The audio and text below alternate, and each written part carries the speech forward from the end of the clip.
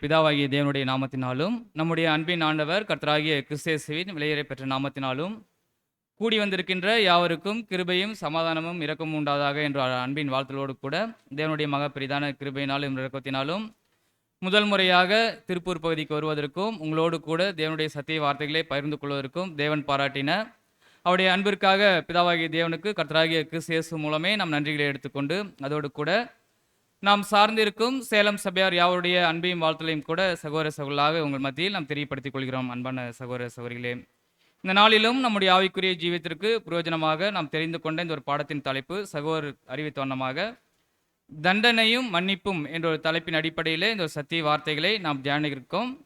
Punishment and forgiveness என்ற ஒரு தலைப்பின் அடிப்படையில் இந்த ஒரு சத்திய வார்த்தைகளை நாம் கேட்க அன்பான சகோதர சகோதரே, பிரியமான அன்பு சகோதர சகோதரே, நம்முடைய ஆவிக்குரிய ஜீவியத்திலே நம்முடைய ஜீவியத்திலே கடந்து வரக்கூடிய ஒவ்வொரு சூழ்நிலையும் தேவனுக்கென்று நாம் நிலைத்து நிற்கவும் அவருடைய சித்தத்தை நாம் சரியாக செய்து முடிப்பதற்கும் நமக்கென்று கொடுக்கப்பட்டுள்ள தேவனுடைய வசனத்தின் அடிப்படையில் தேவனுடைய வார்த்தையின் அடிப்படையில் நாம் சரியான ஒரு நோக்கத்தை சரியான ஒரு டிசிஷன் எடுப்பதற்கு இந்த ஒரு பாடம் நமக்கு ஏதுவான ஒரு பாடமாக அமையும் அப்படின்றத உங்கள் மத்தியில் நாம் தெரிவித்துக் கொள்கிறோம். நாம் எந்த ஒரு காரியத்திற்காகவும் தேவனுடைய வசனத்தை உற்று நோக்கி அதன் அடிப்படையிலே என்ன பண்ணணும் அப்படின்னு சொல்லி பார்க்கும்போது நம்முடைய ஆவிக்குரிய ஜீவியத்தை நாம் கடத்தி செல்லக்கூடியவங்களாக அங்கே காணப்படும் அன்பானவர்களே. ஸோ அப்போ இந்த ஒரு வசனத்தின் அடிப்படையில் நாம் பார்க்கும்போது ஆதாரமாக நாம் தெரிந்து கொண்ட இந்த ஒரு வேத வசனம் எபிரேயர் 2ஆம் அதிகாரம் 4வது வசனம். அடையாளங்களினாலும் அற்புதங்களினாலும் பலவிதமான பலத்த செய்கைகளினாலும் தம்முடைய சித்தத்தின்படி பகிர்ந்து கொடுத்த பரிசுத்த ஆவியின் வரங்களினாலும் தேவன் தாமே சாட்சி கொடுத்ததுமாயிருக்கிற இவ்வளவு பெரிதான ரட்சிப்பை குறித்து நாம் கவலையற்றிருப்போமானால் தண்டனைக்கு எப்படி தப்பித்துக் கொள்ளுவோம்? பிரியமானவர்களே, இங்கே நம்ம பார்க்கும்போது அப்போஸ்தலனாகிய பவுல் அங்கே எபிரேயருக்கு எழுதும்போது அங்கே தெளிவாக பேசக்கூடியவங்களாக இருக்காங்க.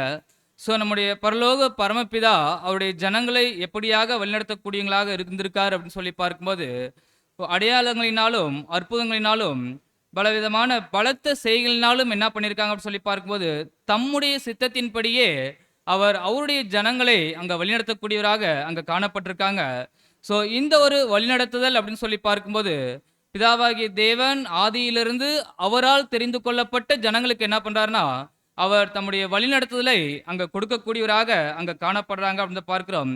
ஸோ இந்த சுவிசேஷ யுகத்தில் தேவனால் தெரிந்து கொள்ளப்பட்ட ஜனங்களாக இருக்கக்கூடிய நமக்கும் தேவன் என்ன பண்ணுறார் அப்படின்னா அவருடைய வழிநடத்துதலை அவருடைய சித்தத்தின்படி அங்கே கொடுக்கக்கூடியவங்களாக அங்கே காணப்படுறாங்க அப்படின்னு பார்க்குறான். மாணவர்களே, என்னங்கும்போது நம்மள்கிட்ட ஒரு அற்புதங்கள் அடையாளங்கள் எதுவுமே நடக்கிறது இல்லையே, அப்போ எப்படி தேவன் நமக்கு அவருடைய சித்தத்தின்படி வழிநடத்தலை கொடுக்க முடியும் அப்படின்னு சொல்லி பார்க்கும்போது அன்பானவர்களே, ஸோ தேவன் அவருடைய ஆதீனத்தில் வைத்திருக்கக்கூடிய அனைத்து காரியங்களையும் என்ன பண்ணுறார் அப்படின்னு சொல்லி பார்க்கும்போது வேத வசனங்கள் மூலம் அவருடைய ஜனங்களுக்கு இப்பொழுது எப்படி ஒரு வழிநடத்தல் தேவையோ அந்த ஒரு வழிநடத்தலை என்ன பண்ணுறாருங்க அவர் கொடுக்கக்கூடியவராகத்தான் அங்கே காணப்படுறார் அப்படின்னு நான் பார்க்கிறேன். ஸோ அப்போ முன்பு வாழ்ந்த ஜனங்களுக்கு சில அடையாளங்களை அவர்கள் செய்து காமித்தாதான் என்ன பண்ணுவாங்க, அவர்கள் நம்பிக்கை உள்ளவர்களாக அங்கே நடக்கக்கூடியவங்களாக அங்கே காணப்படுவாங்க. ஆனால் நம்முடைய காலத்தில் நாம் காணாத விசுவாசிக்கக்கூடியவங்களாக அங்கே காணப்படுறோம். ஸோ அதன் அடிப்படையிலே தேவன் என்ன பண்ணுறாருன்னா அவருடைய சித்தத்தை நமக்கு அங்கே வெளிப்படுத்தக்கூடியவங்களாக அங்கே காணப்படுறாங்க அப்படின்னு பார்க்குறாங்களே. ஸோ அப்போ இப்போ தேவனுடைய வசனம் நமக்கு கொடுக்கப்பட்டிருக்கு. இந்த ஒரு வசனங்கள் எதற்காக நமக்கு கொடுக்கப்பட்டிருக்கு அப்படின்னு சொல்லி பார்க்கும்போது எதற்காகங்க? நம்மள்கிட்ட அடையாளங்கள் அற்புதங்கள் நடக்கிறதில்ல, மாறா இதை வைத்து நம்ம எப்படிங்கிறத தேவ சித்தத்தை கண்டு உணர முடியும். இந்த ஒரு வார்த்தை நமக்கு எவற்றை படிப்பிக்கப்படக்கூடியதாக எவற்றை கொடுக்கக்கூடியதாக அங்கே காணப்படுது அப்படின்னு நம்ம கேட்டுட்டோம் அப்படின்னு அன்பான சகோதர சகோதரே, நம்ம வசனத்தில் வாசிக்கலாம் பாருங்க. 2 தீமோத்தேயு 3ஆம் அதிகாரம் 16-17 வசனங்கள். வேத வாக்கியங்கள் எல்லாம் தேவ ஆவியினால் அருளப்பட்டிருக்கிறது. தேவனுடைய மனுஷன் தேறினவனாகவும் எந்த நற்கிரியும் செய்ய தகுதி உள்ளவனாகவும் இருக்கும்படியாக அவைகள் உபதேசத்திற்கும் கடிந்து கொள்ளுதலுக்கும் சீர்திருத்தலுக்கும் நீதியை படிப்பித்தலுக்கும் பிரயோஜனம் உள்ளவைகளாக இருக்கிறது. பிரியமானவர்களே, அப்போ பவுல் அப்போஸ்தலன் நீங்கள் தெளிவாக நமக்கு சொல்லியிருக்காங்க. ஸோ வேத வாக்கியங்கள் எல்லாம் தேவனுடைய ஆவியினால நமக்கு அருளப்பட்டிருக்கு. எதுக்காக அப்படின்னு சொல்லி பார்க்கும்போது நாம் தேறினவர்களாக இருக்கவும் நற்கிரியைகளை செய்ய தகுதி உள்ளவர்களாக இருக்கும்படிக்கும் அவைகள் நமக்கு வேண்டிய உபதேசத்தையும் கடிந்து கொள்ளுதலையும், ஒருவேளை நம் சீரற்ற நிலைமையில இருந்தோம் அப்படின்னா நமக்கு சீர்த்துதலையும், அநீதியாக கடந்து போயிட்டு கொண்டிருந்தோம் அப்படின்னா நீதியை படிப்பித்தலுக்கு புரோஜனமாகவும் என்ன பண்ணுது அப்படின்னா தேவனுடைய வார்த்தை இந்த நாளில் நம்மிடம் அங்கே கடந்து வரக்கூடியதாக அங்கே காணப்படுது அப்படின்னு பார்க்குற அன்பான சகோதர சகோதரே. ஸோ அப்போ இந்த வேத வசனங்களின் அடிப்படையிலே நம்ம என்ன பண்ணுறோம் அப்படின்னு சொல்லி பார்க்கும்போது, தண்டனை, மன்னிப்பு, இந்த ஒரு 2 காரியத்தில் நமக்கு உண்டான தேவன் நமக்கு கொடுத்திருக்கக்கூடிய எல்லை என்ன அப்படின்றதையும், அதே போல மன்னிக்கக்கூடிய விஷயத்தில் தேவன் நமக்கு கொடுத்திருக்கக்கூடிய எல்லை என்ன அப்படின்றதையும் நாம் கண்டுபிடித்து, ஒருவேளை இந்த ஒரு வசனத்தின் அடிப்படையில் தேவன் வரையறுத்து வைத்திருக்கக்கூடிய இந்த ஒரு வேத வசனங்களில் நம்முடைய எல்லை எதுவரைக்கும் அங்கே கடந்து போகக்கூடியதாக இருக்கு அப்படின்றத நாம் கற்றுக்கொள்ளக்கூடியவங்களாக அங்கே காணப்படுற அன்பான சகோதர சகோதரே. ஸோ இப்போ பாருங்க, தண்டனை, மன்னிப்பு, இந்த 2ல் மனிதன் செய்யக்கூடிய வேலை என்ன அப்படின்னு சொல்லி பார்க்கும்போது, தண்டனை கொடுக்கக்கூடிய விஷயங்களா இல்லை மன்னிப்பு கொடுக்கக்கூடிய விஷயங்களா? மன்னிப்பு. தேவனுடைய மனுஷன் என்ன பண்ணுங்க, மன்னிப்பு மட்டுமே அங்கே கொடுக்கக்கூடியவங்களாக அங்கே காணப்படணும் அப்படின்னு பார்க்கிற அன்பானவர்களே. ஸோ அப்போ தேவனுடைய பிள்ளைகளாக இருக்கக்கூடிய நாம் மன்னிப்பை சரியான விதத்தில் கொடுத்துட்றாங்களா? தண்டனை நம்ம தரதில்லை, மன்னிப்பு என்ன பண்ணுறோங்க, ஒருத்தருக்கு ஒருத்தர் மன்னிக்கிறோம். இந்த ஒரு மன்னிப்பை நாம் சரியாக செய்யக்கூடியவங்களாக இருக்குங்களா அப்படின்னு அங்கே சகோதரர் சொல்கிறாரு. ஸோ அப்போ தேவன் மனிதனுக்கு மனிதன் கொடுக்கக்கூடிய விஷயம் என்ன அப்படின்னு சொல்லி பார்க்கும்போது, இந்த ஒரு மன்னிக்கக்கூடிய தரநிலையை அவர் கொடுக்கக்கூடியவங்களாக காணப்படுறாங்க. ஆனால் மனுஷர்களாகி நாம் என்ன பண்ணுறோம் அப்படின்னு சொல்லி பார்க்கும்போது, நம்முடைய சூழ்நிலைகளுக்கு ஏற்ற அந்த ஒரு மன்னிப்பை கொடுக்கக்கூடிய விஷயத்தையும் என்ன பண்ணுறாங்க, மாற்றிக்கொள்ளக்கூடியவங்களாகவும் நம்முடைய சூழ்நிலைக்கு ஏற்ப அதை செய்யக்கூடியவங்களாகவும் அங்கே காணப்படுறோம் அப்படின்னு பார்க்குறாங்களே. ஸோ அப்போ மன்னிக்கக்கூடிய விஷயத்திலும் நம்ம என்ன பண்ணுறோம் அப்படின்னா சுயநலத்தையே முதன்மையாக வைக்கக்கூடியவங்களாக அங்கே காணப்படுறோம். தன்னை சார்ந்த விஷயத்திற்கு, காரியத்திற்கு ஒரு மாதிரியான மன்னிப்பும், ஒருவேளை தன்னை சாராத காரியத்திற்கு, தனக்கு நெருக்கமில்லாத காரியத்திற்கு ஒரு வகையான மன்னிப்பை நாம் கொடுக்கக்கூடியவங்களாகவும் அங்கே காணப்படுறோம் அப்படின்னு பார்க்குற அன்பான சகோதர சகோதரே. ஸோ அப்போ இந்த ஒரு காரியத்தில் நாம் சரியான மன்னிப்பை கொடுக்குறோங்களா? தேவன் மன்னிக்கக்கூடிய அதிகாரத்தை நமக்கு கொடுத்துருக்காரு அப்படின்னா அதை சரியாக நம்ம கடைபிடிக்கிறோங்களா அப்படின்னா, இதுலேயும் என்ன பண்ணுறோம் அப்படின்னா நம்முடைய சூழ்நிலைக்கு ஏற்ப என்ன பண்ணுறோங்க, அங்கே மாற்றி அமைத்து கொள்ளக்கூடியவங்களாக அங்கே காணப்படுறோம். ஒரு சுயநல நோக்கத்தோடு என்ன பண்ணுறோம் அப்படின்னா சில தீர்மானங்களை நமக்கென்று வகையறுக்கக்கூடியவங்களாக அங்கே காணப்படுறோம் அப்படின்னு பார்க்குற நண்பர்களே. ஸோ அப்போ மனுஷர்களாகி நாம் இப்படி இருக்கோம், நம்முடைய பரலோக பரமபிதா அவர் எப்படி இருக்காருங்க, அவர் என்ன பண்ணுறதில்ல அப்படின்னு சொல்லி பார்க்கும்போது, தேவன் எந்த சூழ்நிலையும் எந்த ஒரு காரணத்தை கொண்டும் என்ன பண்ணுறதில்ல அப்படின்னா தன்னுடைய நியாய தீர்ப்பை, தன்னுடைய சூழ்நிலையை அவர் மாற்றிக்கொள்றதே இல்லை அப்படின்னு பார்க்கிற நண்பர்களே. ஸோ அப்போ நாம் மன்னிக்க கொடுக்கக்கூடிய விஷயத்தில் சூழ்நிலைக்கு ஏற்ப செயல்பட்ட அப்படின்னா நம்முடைய காரியத்தில் பிதாவாகிய தேவன் எப்படி செயல்படுறாருங்க? அப்போ நாம் எந்த அளவுக்கு மனதார மன்னிப்பை கொடுக்குறோமோ அந்த அளவுக்கு தான் நம்முடைய காரியத்தில் தேவன் என்ன பண்ணுறாருங்க, மன்னிக்கக்கூடிய விஷயத்தில் அங்கே செயல்படக்கூடியவராக அங்கே காணப்படுறார் அப்படின்னு பார்க்கிறோம். அப்போ தண்டனை, மன்னிப்பு, இந்த ஒரு 2 விஷயங்களும் நியாய தீர்ப்பை அடையாளப்படுத்தக்கூடியதாக, நியாய தீர்ப்பு அப்படின்றத அங்கே கொடுக்கக்கூடியதாக அங்கே காணப்படுது. ஸோ அப்போ நியாய தீர்ப்பு அப்படின்னா என்னதுங்க? நியாய தீர்ப்பு அப்படின்னா இது குறித்து சகோதரர் சொல்லும்போது சொல்றாரு, நியாய தீர்ப்புனா ஒன்றும் இல்லைங்க, பரிசோதித்து தீர்ப்பு செய்தல், பரிசோதித்து தீர்ப்பு செய்தல். அப்ப பிதாவாகி தேவன் என்ன பண்ண முடியும் அப்படின்னு சொல்லி பார்க்கும்போது, ஒருவருடைய உள்ளார்ந்த இருதயத்தை அறிந்தவராக அங்க காணப்படுறாரு. அவர் என்ன பண்ணலாங்க, ஸோ இவர் இந்த நோக்கத்திற்காக, இந்த காரணத்திற்காக என்ன பண்ணியிருக்காருன்னா அவர் மன்னிக்கல, அதே போல இதை மன்னித்திருக்கார் அப்படின்றத புரிந்து அவர் செயல்படக்கூடியவராக அங்க காணப்படுறாரு. அப்ப நாம் மன்னிக்கக்கூடிய விஷயத்துல என்ன புரிதலோடு நாம் மன்னிப்பு கொடுக்குறோங்க? நம்ம தண்டிக்கிறதில்ல, மன்னிக்கக்கூடிய விஷயத்தில் எந்த புரிதலோடு ஒருவருக்கு நாம் மன்னிப்பை கொடுக்குறோங்க?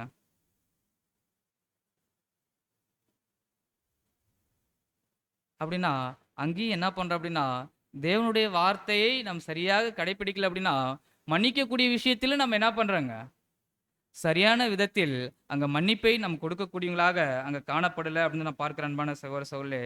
ஸோ அப்ப பாருங்க, இந்த ஒரு நியாய தீர்ப்பு அளிக்கக்கூடிய விஷயம் அது ஏதேனிலிருந்தே தொடங்கக்கூடியதாக அங்க காணப்படுது.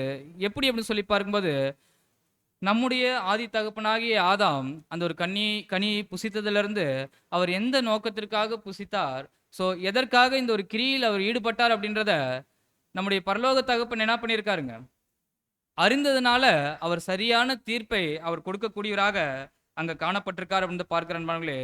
ஸோ அப்ப இந்த காலத்திலும் அவருடைய பிள்ளைகளாக இருக்கக்கூடிய நாம் எந்த ஒரு நோக்கத்திற்காக மன்னிக்கக்கூடியவங்களாக அங்க காணப்படுறோம் அப்படின்றத பிதாவாகிய தேவன் அறிந்து நமக்கும் அவருடைய சித்தத்தின்படி என்ன பண்றார் அப்படின்னா மன்னிப்பை அவர் கொடுக்கக்கூடியவராக அங்க காணப்படுறார் அப்படின்னு பார்க்கிறோம்.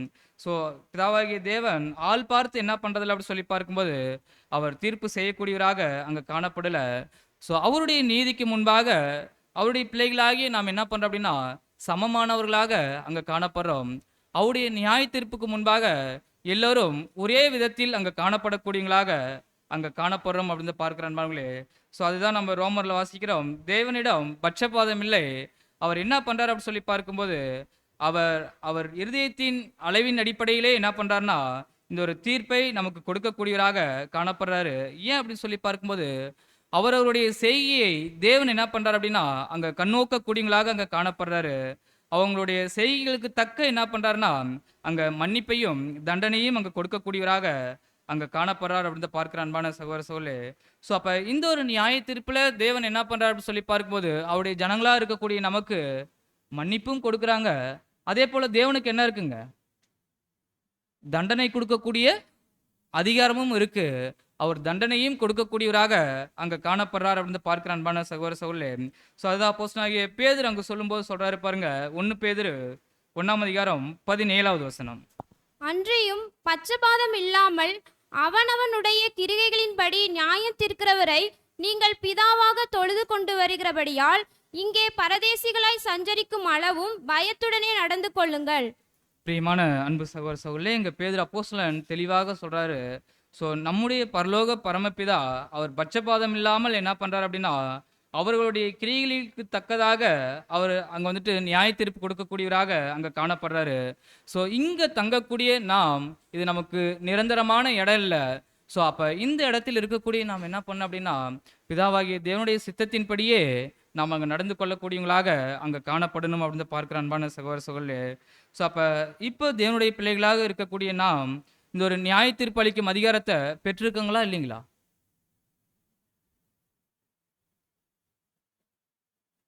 இப்போ தேவனுடைய பிள்ளைகளாக இருக்கக்கூடிய நாம் இந்த ஒரு நியாய தீர்ப்பு அளிக்கக்கூடிய அதிகாரத்தை பெற்றிருக்கங்களா இல்லைங்களா? இல்லைங்களா? பெற்றிருக்கங்க. ஏன் அப்படின்னு சொல்லி பார்க்கும்போது ஸோ தண்டனை மன்னிப்பு இது ரெண்டுமே தேவனுடைய நியாய தீர்ப்பின் கீழாக வருது. அப்போ ஒருத்தருக்கு நம்ம மன்னிப்பு கொடுக்குறோம் அப்படின்னா அந்த ஒரு மன்னிப்பை எதன் அடிப்படையில் தராங்க? உங்களுடைய குற்றங்களை நான் மன்னிச்சிட்டேன், இனிமேல் என்ன பண்ண மாட்டேங்க, உங்களுடைய குற்றங்களை நான் கண்ணோக்க மாட்டேன் அப்படின்னு சொல்லிட்டு தானே அவருக்கு மன்னிப்பு கொடுக்குறோம். அப்போ நியாய தீர்ப்பு அளிக்க அதிகாரத்தை பெற்றிருக்காங்களா அப்படின்னா பெற்றிருக்கங்க. ஸோ அப்போ தண்டனை மாத்திரம்தான் நம்ம தரக்கூடாது. ஆனால் மன்னிச்சிட்டு அப்படின்னா நம்ம பூரணமாக ஒருத்தர் என்ன பண்ணுறாங்க மன்னிக்கக்கூடியவங்களாக அங்கே காணப்படுறோம் அப்படின்னு நான் பார்க்குற அன்பான சகோதர சகோதரர்களே. ஸோ அப்போ மன்னிக்க அதிகாரம் கொடுத்துருக்கோம் அப்படின்னு சொல்லி பார்க்கும்போது நாம் அவருக்கு சரியான விதத்தில் என்ன பண்ணுறோம் அப்படின்னா மன்னிப்பை கொடுக்குறோம். ஒருவேளை நம்ம மன்னிப்பை தரல அப்படின்னா நம்முடைய இருதயம் எப்படிப்பட்டதாக இருக்குங்க, கரை உள்ளதாக. சூழ்நிலைக்கு ஏற்ப என்ன பண்ணுறங்க தேவ சித்தத்தை நாம் மாற்றி அமைத்து கொள்ளக்கூடியவங்களாக அங்கே காணப்படுறோம் அப்படின்னு நான் பார்க்குற அன்பான சகோதர சகோதரர்களே. அப்போ தேவனுடைய பிள்ளைகளாக இருக்கக்கூடிய நாம் என்ன பண்ண அப்படின்னு சொல்லி பார்க்கும்போது நம்முடைய உடன் சகோதர சகோதரர்களுக்கு எப்பொழுதும் அந்த ஒரு மன்னிப்பை கொடுத்து விடக்கூடியவங்களாக அங்கே காணப்படணும். ஏன் அப்படின்னா நம்ம ஆண்டவராகிய இயேசு கிறிஸ்து அவருடைய ஜீவியத்தின் நாட்களில் இதை அவருடைய சீசர்களுக்கு அப்போ சரியாக கொடுத்துருக்காங்க. அவருடைய சீசர்களும் என்ன பண்ணியிருக்காங்கன்னா அதன் அடிப்படையிலே அங்கே நடந்து கொள்ளக்கூடியவங்களாக அங்கே காணப்பட்டிருக்காங்க. ஸோ இப்போ அவருடைய பாத அங்கங்களாக இருக்கக்கூடிய நாமும் என்ன பண்ணோம் அப்படின்னா அதை சரியான விதத்தில் அங்கே செய்யக்கூடியவங்களாக அங்கே காணப்படணும் அப்படின்னு பார்க்குறோம்.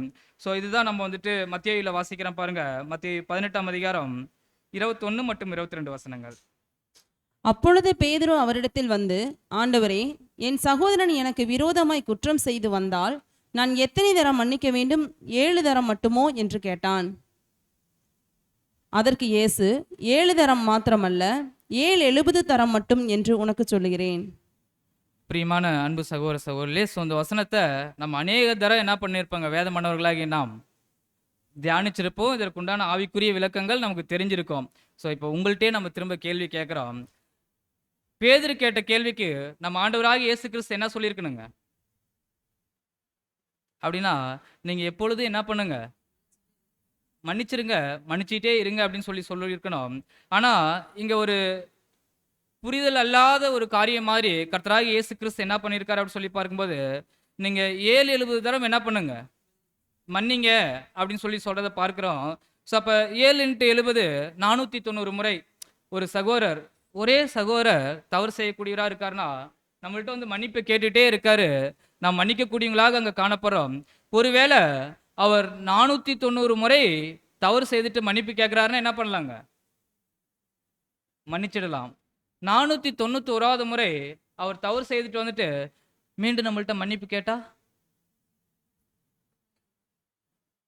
மன்னிச்சமா கர்த்தருடைய வார்த்தைக்கு என்ன பண்றங்க, மீறி செயல்படுற இல்லைங்களா? அப்போ ஒருவருக்கு மன்னிப்பு அப்படின்றது எத்தனை முறை மாத்திரமே நம்ம செய்யணுங்க? 490 முறை அப்படிங்களா? பிரியமான அன்பு சகோதர சகோதரி, ஏற்கனவே சகோதரி சொன்னாங்க.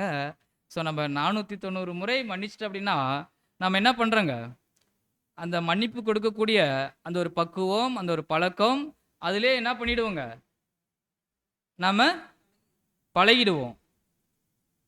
அப்போ தவறு செய்யக்கூடிய சகோதரர் 490 முறையும் என்ன பண்ணுறாருங்க,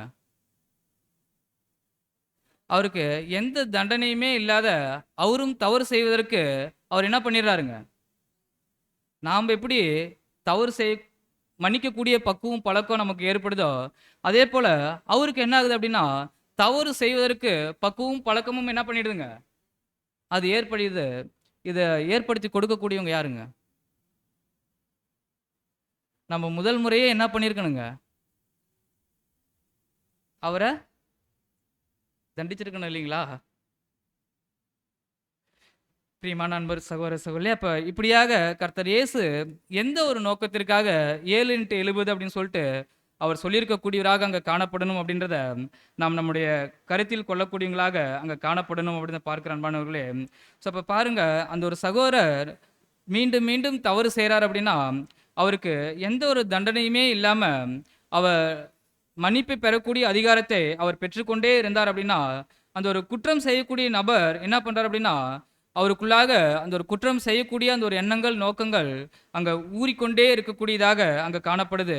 ஸோ நம்ம எந்த அளவுக்கு மன்னிக்கக்கூடிய பக்குவத்திற்கு வரோமோ அந்த அளவுக்கு அவர் என்ன பண்ணுறாருங்க, தவறு செய்யக்கூடிய அந்த ஒரு பக்குவத்திற்கும் பழக்கத்திற்கும் அவர் கடந்து போகக்கூடியவராக அங்கே காணப்படுறாரு. இதற்கு அனுமதி கொடுக்கறது யாருங்க?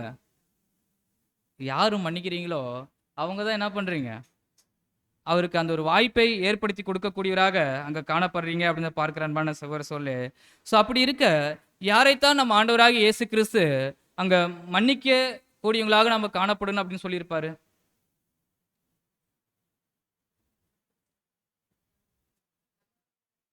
தவறை உணர்ந்து மன்னிப்பு கேட்கக்கூடியவங்கள தான் என்ன பண்ணுங்க, மன்னிக்கணும். அப்போ அவருடைய இருதயத்தை நம்ம படிக்க முடியுங்களா? அவர் தவறை உணர்ந்து மன்னிப்பு கேட்குறாரா இல்லையா அப்படின்றத நான் புரிந்து கொள்ள முடியுங்களா? அப்புறம் எப்படி நம்ம மன்னிச்சுட்டே இருக்க முடியுங்க? பிரியமான அன்பு சகோதர சகோதரி, இப்படியாக நம்ம சொல்லும்போது ஸோ அப்போ கர்த்தராகிய இயேசு கிறிஸ்து நீங்கள் தண்டிக்காமல் மன்னிங்க அப்படின்னு சொல்லிட்டு சொன்ன அவரே என்ன பண்ணுறாரு அப்படின்னு சொல்லி பார்க்கும்போது இந்த ஒரு தண்டிக்கக்கூடிய விஷயத்தை குறித்தும் அவர் பேசக்கூடியவராக அங்கே காணப்படுறாரு. எங்கே அப்படின்னா நம்ம வசனம் வாசிக்கலாம் பாருங்க. மார்க்கு 3ஆம் அதிகாரம் 28-29 வசனங்கள். மெய்யாகவே நான் உங்களுக்கு சொல்லுகிறேன், மனுஷர்கள் செய்யும் எல்லா பாவங்களும் அவர்கள் தூஷிக்கும் எந்த தூஷணங்களும் அவர்களுக்கு மன்னிக்கப்படும். ஒருவன் பரிசுத்த ஆவிக்கு விரோதமாக தூஷணம் சொல்லுவானாகில் அவன் என்றென்றைக்கும் மன்னிப்படையாமல் நித்திய ஆக்கினிக்குள்ளாய் இருப்பான் என்றார். பிரியமானவர்களே, அப்போ இங்கே நம்ம பார்க்கும்போது அதாவது மனுஷருக்கு விரோதமா நம்ம ஒரு குற்றம் செய்றோம், பாவம் செய்றோம் அப்படின்னா, அதுக்கு என்ன இருக்குங்க? மன்னிப்பு இருக்கு. ஆனா, பரிசுத்த ஆவிக்கு விரோதமா நம்ம சொல்லக்கூடிய அந்த ஒரு காரியத்திற்கு இல்ல.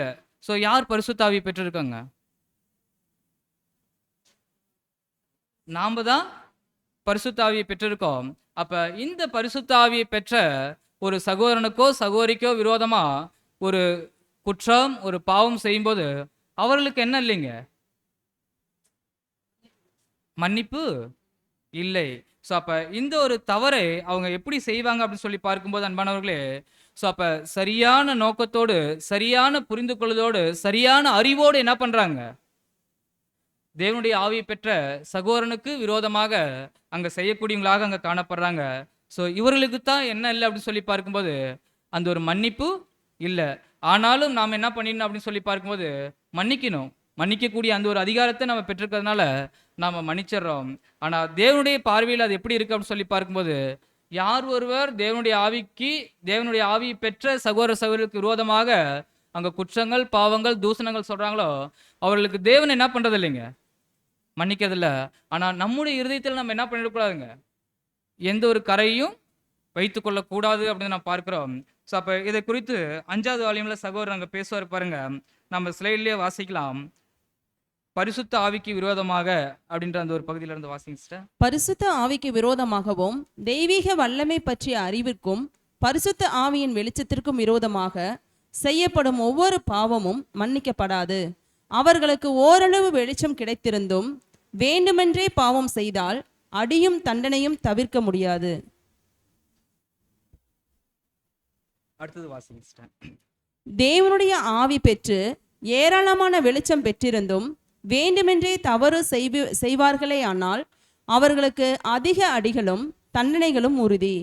தவறு எது சரி எது என்று பகுத்தறியக்கூடிய முழு அறிவை பெற்றிருந்தும் பரிசுத்த ஆவிக்கு எதிராக மீறுதல் செய்பவர்களுக்கு நித்திய அழிவாகிய 2ஆம் மரணமே முடிவு. அது அவர்கள் பாவத்தின் சம்பளமாகும். ஒரே நிமிஷம் சிஸ்டர். சகோதரி வாசிச்சதை நம்ம எல்லாரும் கூர்ந்து கவனிச்சிருப்போம். ஸோ அப்ப இங்க சகோதரர் என்ன சொல்றாரு அப்படின்னு சொல்லி பார்க்கும்போது, நம்முடைய உடன் சகோதர சகோதரிகள் அவங்க பரிசுத்த ஆவியை பெற்றிருக்கக்கூடியவங்களாக அங்க காணப்படுறாங்க. ஸோ இப்படி இந்த ஒரு பரிசுத்த ஆவியை பெற்ற சகோதரனுக்கும் சகோதரிக்கு விரோதமாக நம்ம பேசக்கூடிய அந்த ஒரு காரியம், அவர்களும் வெளிச்சத்தை பெற்றிருக்காங்க, நாமளும் வெளிச்சத்தை பெற்றிருக்கக்கூடியவங்களாக அங்க காணப்படுறோம். ஸோ ஒருவேளை இந்த ஒரு வெளிச்சத்தை குறித்ததான நன்கு தாற்பரியத்தை அறிந்து உணர்ந்த ஒருவர் என்ன பண்ண மாட்டாருங்க? நம்முடைய உடன் சகோதர சகோதரிக்கு விரோதமாக பாவமோ, குற்றமோ, தூஷணமோ அங்க செய்யக்கூடியவங்களாக அங்க காணப்பட்டிருக்க மாட்டாங்க. ஒருவேளை அந்த ஒரு வெளிச்சத்தை, அந்த ஒரு அறிவை நன்கு பெற்றிருந்து நம்முடைய உடன் சகோதரர்களுக்கு நாம் குற்றம் செய்யும்போது, பாவம் செய்யும்போது, அது என்ன பண்றங்க? ஒரு பகுத்தறிவோடு என்ன பண்றோம் அப்படின்னா, நாம் தவறு செய்யக்கூடியவங்களாக அங்க காணப்படுறோம். ஸோ பகுத்தறிவு அப்படின்னு சொல்லி பார்க்கும்போது, பகுத்து பார்த்து நல்லது என்ன, தீமை என்ன அப்படின்றத பகுத்து பார்த்து புரிந்து துணிந்து என்ன பண்றாங்க? தீமை செய்யக்கூடியவங்களாக அங்க காணப்படுறோம் அப்படின்னு பார்க்கிறோம். ஸோ அப்ப இப்பேற்பட்டவங்களுக்கு என்ன இல்லை அப்படின்னு சொல்லி பார்க்கும்போது, மன்னிப்பு இல்லை, தண்டனை மாத்திரமே உண்டு. அது நாம் செய்யக்கூடாது. அது பிதாவாகிய தேவன் என்ன பண்றாருங்க? அவருடைய கரத்திலிருந்து அவர் செய்யக்கூடியவங்களாக அங்க காணப்படுறாங்க. ஸோ மாறா நாம் மன்னிக்க மாத்திரமே அதிகாரத்தை பெற்றிருக்கக்கூடியவங்களாக அங்க காணப்படுறோம். தொடர்ந்து அடுத்த ஸ்லைடு அப்படியே வாசிங்க சிஸ்டர். முதல் மனிதனாலே அறியாமையினாலே விளைந்த பாவத்தின் பலன்கள் ஈட்டுக்கிரயம் செய்யப்பட்ட போதே மன்னிக்கப்பட்டு விட்டது. ஆனால் அறிந்தே செய்யும் தனிப்பட்ட பாவங்களுக்கு மன்னிப்பே கிடையாது. பல பாவங்கள் ஓரளவு வேண்டுமென்றேயும் ஓரளவு அறியாமையும் பலவீனமும் கலந்தும் செய்யப்படுகின்றன என்பதை நாம் மறந்துவிடக் கூடாது. பிரியமானவர்களே, அப்ப எங்க சகோதரர் என்ன சொல்றாரு அப்படின்னா, ஸோ ஆதாமனுடைய மீறுதல் நிமித்தம் வரக்கூடிய அந்த ஒரு பாவத்திற்கு என்ன ஆயிடுச்சுங்க? நம் கர்த்தராகிய இயேசு கிறிஸ்து ஈட்டுக்கிரயம் கொடுத்து அதை சரி பண்ணிட்டாங்க. ஸோ இப்ப மீண்டும் உலகத்திற்குள்ள பரிசுத்தவான்களாகிய நமக்கு ஒருவேளை நம் தவறு செய்யற அப்படின்னா அதற்கு என்ன பண்ண முடியாதுங்க? எந்த ஒரு மீட்பும் செய்ய முடியாது. ஏன் அப்படின்னு சொல்லி பார்க்கும்போது, நன்கு பகுத்து பார்த்து ஒரு காரியத்தை புரிந்து கொள்ளக்கூடிய ஸ்டேஜில் நாம் இருக்கக்கூடியவங்களாக அங்கே காணப்படுறோம். ஒருவேளை இந்த ஒரு காரியத்திலும் நமக்கு ஏதாவது பலவீனம், ஏதாவது குறைகள் இருக்கு அப்படின்னா, அந்த ஒரு பலவீனத்திற்கு கர்த்தர் இயேசு என்ன பண்றாருங்க? நமக்கு பரிந்து பேசக்கூடியவராக இருந்து அதை அவர் என்ன பண்றாருன்னா மன்னிக்கக்கூடியவராக அங்க காணப்படுறாரு. ஸோ அது ஓரளவுக்கு தாங்க. நம்முடைய பலவீனம் நம்ம என்ன பண்ணிட்டோம் அப்படின்னா, கடந்த 30-40 வருஷங்களாக இந்த ஒரு மாம்சத்துல ஊறி போயிட்டோம். இப்போ ஆவிக்குரிய ரீதியில ஒரு ஆவிக்குரிய சகோதர சகோதரிகளாக இருக்கு அப்படின்னா, ஒரு பலவீனத்துல மீறக்கூடியவங்களாக காணப்படுற அப்படின்னா, அதற்கு மன்னிப்பு இருக்கு. ஆனா நன்கு அறிவோடு புரிவோடு நம்ம செய்யக்கூடியவங்களாக அங்க காணப்பட்ட அப்படின்னா, அதற்கு என்ன இல்லைங்க, மன்னிப்பு அங்க இல்ல அப்படின்னு பார்க்கிறோம்.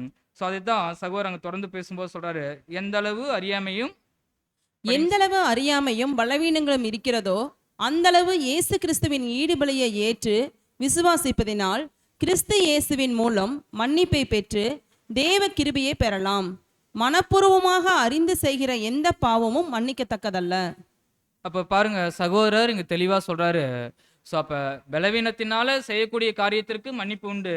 ஆனா ஒருவேளை நம்ம மனப்பூர்வமாக செய்யக்கூடிய பாவத்திற்கு என்ன இல்லைங்க, மன்னிப்பு அங்க இல்ல அப்படின்னு நான் பார்க்கிறோம். ஸோ அப்படிப்பட்ட பாவங்களுக்கு தான் என்ன இருக்கு அப்படின்னா, வாசிங்க சிஸ்டர். அப்படிப்பட்ட பாவங்களுக்கு அடி, தண்டனை ஆகியவற்றின் மூலமாக பரிகாரம் செய்தாக வேண்டும். செய்த பாவத்தில் மன்னிக்கத்தக்க குற்றங்கள் இருந்தால் அவற்றை மன்னிக்கலாம். ஆனால் மன்னிக்கவே முடியாத அம்சங்கள் இருந்தால் அதற்கு முடிவு மரணமே. பிரியமான அன்பு சகோதர சகோதரி, அப்ப இப்படியாக நம்ம பார்க்கும்போது இங்க சகோதரர் தரக்கூடிய விளக்கங்கள் என்ன அப்படின்னு சொல்லி பார்க்கும்போது, மன்னிப்பு தண்டனை ரெண்டுமே தேவன் தரக்கூடியவங்களாக அங்க காணப்படுறாங்க. ஆனா நம்ம மத்தியில வரக்கூடிய அந்த ஒரு குற்ற உணர்வு இல்லாத, புரிதல் இல்லாத அந்த ஒரு காரியத்திற்கு நம்ம என்ன பண்ணோம் அப்படின்னா, மன்னிக்கக்கூடியவங்களாகவே அங்க காணப்படுறோம். ஸோ மன்னிக்க மாத்திரமே என்ன பண்றோம் அப்படின்னா, நாம் அனுமதிக்கப்படக்கூடியவங்களாக அங்க காணப்படுறோம். ஸோ மற்ற எல்லா காரியத்திலையும் நம்ம என்ன பண்ண அப்படி சொல்லி பார்க்கும்போது, தேவனுடைய கரத்திற்கு நாம் விட்டுவிடக்கூடியவங்களாக அங்க காணப்படணும் அப்படின்னு நான் பார்க்கிறேன். அன்பான சகோதர சகோதரர்களே, ஏன் அப்படின்னா சகோதரர் அதான் அந்த ரைட்டிங்ஸில் சொல்றாரு, நாம் எப்படிப்பட்டவங்க, பலவீனமானவங்க, விழுந்து போனவங்களாக காணப்படுறோம். ஒருவேளை இந்த ஒரு விழுந்து போன மாம்சத்துல அந்த ஒரு காரியத்தை நம்ம என்ன பண்ணலாம் அப்படின்னா, சரியாக நிதானிக்காத நம்முடைய உடன் சகோதரர்களுக்கு விரோதமாக சில காரியங்களை பேசலாம், செய்யலாம் அப்படின்னு நான் பார்க்கிறோம் அன்பானவர்களே. ஸோ இந்த ஒரு காரியத்தில் தேவன் அங்கே இரக்கம் காமிக்கக்கூடியவராகவே அங்கே காணப்படுறார் அப்படின்னு பார்க்கிற அன்பானவர்களே. ஸோ அப்போ இந்த ஒரு 490 முறையும் தெரியாமல் தவறு செய்து வந்து மன்னிப்பு கேட்கக்கூடியவங்களுக்கு நாம் மன்னிப்பை கொடுக்கக்கூடிய அதிகாரத்தை தான் அங்கே பெற்றிருக்கக்கூடியவங்களாக அங்கே காணப்படுறோம். ஸோ அப்போ எல்லா சூழ்நிலையிலும் அப்படின்றத நம்ம பார்க்கிற அன்பானவர்களே. ஏன் அப்படின்னா, ஒரே சரீர அங்கங்களாக இருக்கக்கூடிய நாம் நம்முடைய சரீர அங்கங்களுக்கு ஏதோ ஒரு பலவீனம், ஒரு விழுந்து போகக்கூடிய சூழ்நிலை அப்படின்னா நம்ம என்ன பண்ணுறோங்க, அவர்களுக்கு வேண்டிய ஆறுதல், தேறுதல் இவற்றை தரக்கூடியவங்களாகவே அங்கே காணப்படுறோம் அப்படின்னு பார்க்குறோம். அதுதான் சகோதரர் அங்கே எக்ஸாம்பிள் சொல்லும்போது சொல்கிறாரு, ஸோ நம்முடைய விரலே நம்முடைய கண்ணை குத்திருச்சு அப்படின்னா, ஸோ அடுத்த கை என்ன பண்ணுதுங்க, அதை தடுக்குது, அதுக்கு வேண்டிய ஒத்தடம் கொடுக்குது, அதுக்கு வேண்டிய நிவாரணத்தை ஏற்படுத்தக்கூடியதாக அங்கே காணப்படுது அப்படின்னு நான் பார்க்குறேன்னாங்களே. ஸோ அப்போ 2 பேருக்குள்ளாக ஒரு புரிதல் இல்லாத செய்யக்கூடிய விஷயத்திற்கு மற்றொரு அங்கம் என்ன பண்ணுதுங்க, அதற்கு வேண்டிய ரெமிடியை அங்கே ஏற்படுத்தி கொடுக்கக்கூடியதாக அங்கே காணப்படுது அன்பானவர்களே. ஸோ இப்படியாகவே இந்த ஒரு ஐக்கியத்தில் இருக்கக்கூடிய நாம் என்ன பண்ணுறோம் அப்படி சொல்லி பார்க்கும்போது, சில புரிதல் இல்லாத காரியத்திற்கு வேத வசனத்தின் அடிப்படையில் சில புரிதல்களை நாம் ஏற்படுத்தி கொள்ளக்கூடியவங்களாக அங்கே காணப்படணும் அப்படின்னு நான் பார்க்குற அன்பானவர்களே. ஸோ அப்போ இந்த ஒரு காரியத்தை பரிசுத்தவான்களாகி நாம் என்ன பண்ணோம் அப்படின்னா, அங்கே சரியான விதத்தில் செய்யக்கூடியவங்களாக அங்கே காணப்படணும். ஸோ அப்போ எனவே 490 முறையும் மன்னிக்கும் பக்குவத்தையும் பழக்கத்தையும் நாம் வளர்த்து கொண்டோம் அப்படின்னா, ஸோ அவர் எத்தனை முறை வந்து மன்னிப்பு கேட்டாலும் என்ன பண்ணுவோங்க, மன்னிச்சிருவோம். அந்த ஒரு பழக்கம் பக்குவம் நமக்குள்ளாக வளர்ந்துடும். ஆனாலும் நமக்கு என்ன பண்ணணும் அப்படின்னு சொல்லி பார்க்கும்போது, வசனங்கள் அங்கே சொல்கிறபடி லூக்கா 17ஆம் அதிகாரம் 3 மற்றும் 4 வசனங்கள் வாசிங்க. உங்களை குறித்து எச்சரிக்கையாய் இருங்கள்.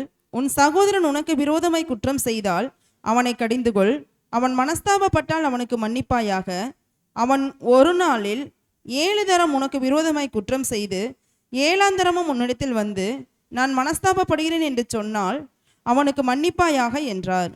அப்போ இங்கே கர்த்தர் சொல்கிறாரு, ஸோ முதலாவது உங்களை குறித்து நீங்கள் என்ன பண்ணுங்க, எச்சரிக்கையாக இருங்க. ஸோ அப்போ தவறு செய்துட்டு வந்துட்டு மன்னிப்பு கேட்கும் போதெல்லாம் என்ன பண்ணிடக்கூடாதுங்க, நீங்கள் மன்னிச்சிக்கிட்டே இருக்கக்கூடாது. ஸோ அவர் என்ன பண்ணுங்களாம், மனஸ்தாபப்பட்டு மன்னிப்பு என்ன பண்ணுங்க கேட்கணும். மனஸ்தாபப்பட்டு மன்னிப்பு கேட்டால் மாத்திரமே என்ன பண்ணுங்க, மன்னிப்பு கேட்கணும். ஒரு நாளிலே ஒரு 7 தடவை வந்துட்டு தப்பு செஞ்சுட்டு வந்துட்டு மன்னிப்பு கேட்டாலும் என்ன பண்ணுங்க? நீங்க மன்னிச்சிடணும் அப்படின்றத பார்க்கிற அன்பான சகோதர சகோதரிகளே. ஸோ அப்ப இந்த ஒரு காரியத்தை நாம் அங்க சரியாக செய்யக்கூடியவங்களாக அங்க காணப்படணும். ஒருவேளை ஒரு மனஸ்தாபப்பட்டா நம்ம மன்னிக்கலாம். மனஸ்தாபப்படலன்னு என்ன பண்ண தேவையில்லைங்க? மன்னிக்க தேவையில்ல தானே? அவர் தான் மனஸ்தாபப்படவே இல்லைங்களே! நம்மள்ட்ட வந்து மன்னிப்பே கேட்க மாட்டாருங்களே! அப்புறம் எப்படி நம்ம மன்னிக்க முடியுங்க? அப்படின்னா, இதுக்கு சகோதரர் அங்க சொல்லக்கூடிய விஷயங்கள், விளக்கங்கள் என்ன அப்படின்னு சொல்லி பார்க்கும்போது, ஸோ நமக்கு எதிராக செய்யப்படக்கூடிய அந்த ஒரு விஷயத்தில், அவர் ஒரு உள்நோக்கம் இல்லாத, அதாவது எந்த ஒரு உள்நோக்கமே இல்லாத ஒரு தவறு செஞ்சுட்டாரு அப்படின்னா, அவர் என்ன பண்ண மாட்டாருங்க? மன்னிப்பு கேட்க மாட்டாருங்க. ஏன்னா, எதார்த்தமா உள்நோக்கம் இல்லாத ஒரு தவறு என்ன பண்ணிடுறாருங்க? அவர் செய்யக்கூடியவராக காணப்படுறாரு. அது நமக்கு பாதிப்பை ஏற்படுத்தியிருக்கும். ஆனா, அவருக்கு என்ன பண்ணிருப்பாருங்க? கேஷுவலா எடுத்திருப்பாரு. நம்ம என்ன தப்பு செஞ்சுட்டோம்? நம்ம போய் மனஸ்தாபப்படுறது, மன்னிப்பு கேட்கறதுக்கு அப்படின்னு சொல்லிட்டு அவர் என்ன பண்ணியிருப்பாரு அப்படின்னா, அதை கருத்திலே கொண்டிருக்க மாட்டாங்க அப்படின்னு நான் பார்க்கிறோம். இப்ப பாருங்க, அந்த கொஸ்டின் நம்பர் 1ன்னு கடைசியா இருக்கும் பாருங்க. அந்த ஸ்லைட் போடுங்க. நமக்கு எதிராக செய்யப்படும் எல்லா குற்றத்திற்காக.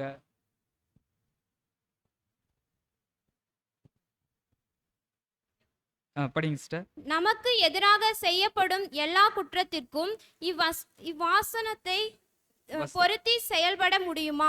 லூக்கா 17ஆம் அதிகாரம் 3 மற்றும் 4 வசனங்களுக்கு இந்த ஒரு வசனத்தை நாம் பொருத்தி பார்க்க முடியுமா? நமக்கு அதாவது லூக்கா 17, 3 மற்றும் 4 வசனத்திற்கு இசைவாக நமக்கு ஒருவர் குற்றம் செய்திருக்கார் அப்படின்னா, இந்த ஒரு வசனத்தை எல்லா விதத்திலும் பொருத்தி நாம் செயல்படுத்த முடியுமா அப்படின்னு கேட்டா, அதுக்கு சகோதரர் விளக்கம் தராரு பாருங்க.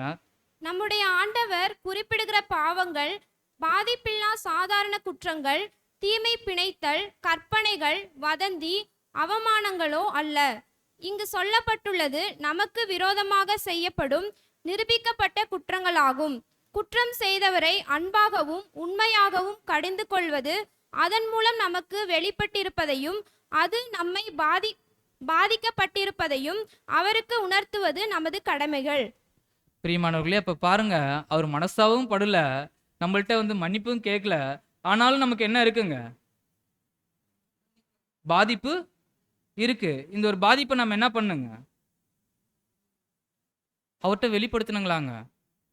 அவர்ட்ட போய் என்ன பண்ணுங்க? பிரதர், நீங்க சொல்லிட்ட இந்த ஒரு வார்த்தையில நான் என்ன பண்ணியிருக்கேங்க?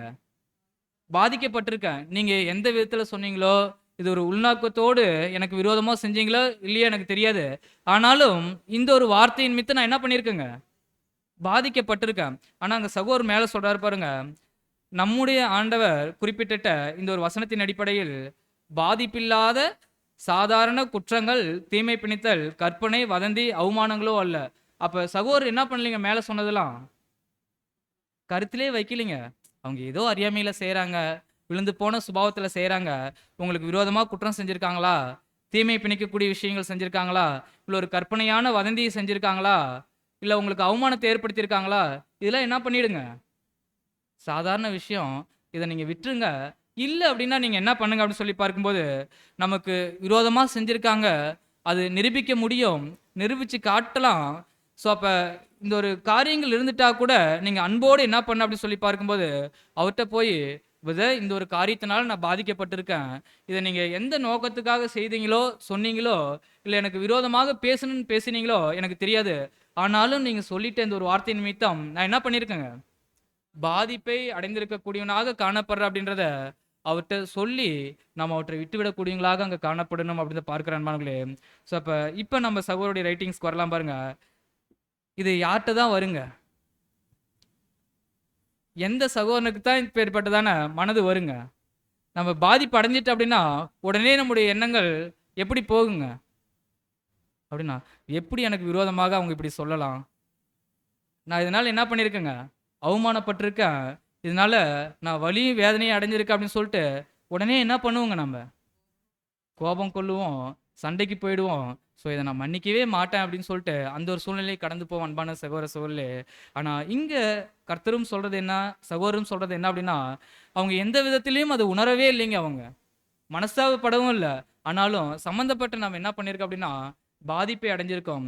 ஸோ இத நாம அவர்ட்ட கொண்டு போகக்கூடியவங்களாக அங்க காணப்படணும் அப்படின்னு நான் பார்க்கிறேன் அன்பான சகோதர சகோதரிகளே. ஸோ அப்ப பாருங்க, தவறு செய்த சகோதரர் மனஸ்தாபப்பட அளவுக்கு அவர் அவற்றை பெரிதாக எடுத்துக்கொள்ளல. அப்படியே யதார்த்தமா என்ன பண்ணிட்டாருங்க, விட்டுட்டாங்க. ஆனாலும் நாம் பாதிக்கப்பட்டிருக்கு அப்படின்னா, நாம் அவர்ட்ட அந்த ஒரு குற்றத்தை சொல்லி மன்னிப்பை பெற்றுக்கொள்ளக்கூடியவங்களாக அங்க காணப்படும் அன்பானவர்களே. ஏன் அப்படின்னா, நாம் செய்யக்கூடிய அநேக தவறுகளும் எப்படியாக அங்க காணப்படுது அப்படின்னா, நாம் தேவனுக்கு விரோதமாக செஞ்சிருவோம். தேவனுடைய சமூகத்துக்கு அங்க கடந்து போகக்கூடியவங்களாக காணப்படுவோம். ஸோ அப்ப ஒரு நாள்ல நம்ம எத்தனை முறை வேணாலும் என்ன பண்ணியிருக்கலாங்க, விழுந்து போயிருக்கலாம். அந்த ஒரு விழுந்து போன குணத்தோடு தேவனிடம் போகக்குள்ள தேவன் என்ன பண்றாருங்க, மன்னிக்கிறாரு. அந்த தவறை நமக்கு புரிய வைக்கக்கூடியவராக அங்க காணப்படுறார் அன்பான சகோதர சகோதரிகளே. ஸோ நாம மறந்து போயிருக்கலாம். ஆனாலும் தேவன் ஏதாவது ஒரு விதத்தில் நம்முடைய தவறை உணர்த்தி அவற்றை மன்னிக்கக்கூடியவங்களாக அங்க காணப்படுறாரு. அப்ப நம்முடைய உடன் சகோதர சகோதரருடைய விஷயத்திலும் அந்த தவறை நாம் சொல்லி அங்க மன்னிப்பை கொடுக்கக்கூடிய அந்த ஒரு காரியத்திற்கு தான் நாம் அதிகாரத்தை பெற்றிருக்கக்கூடியவங்களாக அங்க காணப்படுற அன்பான சகோதர சகோதரர்களே.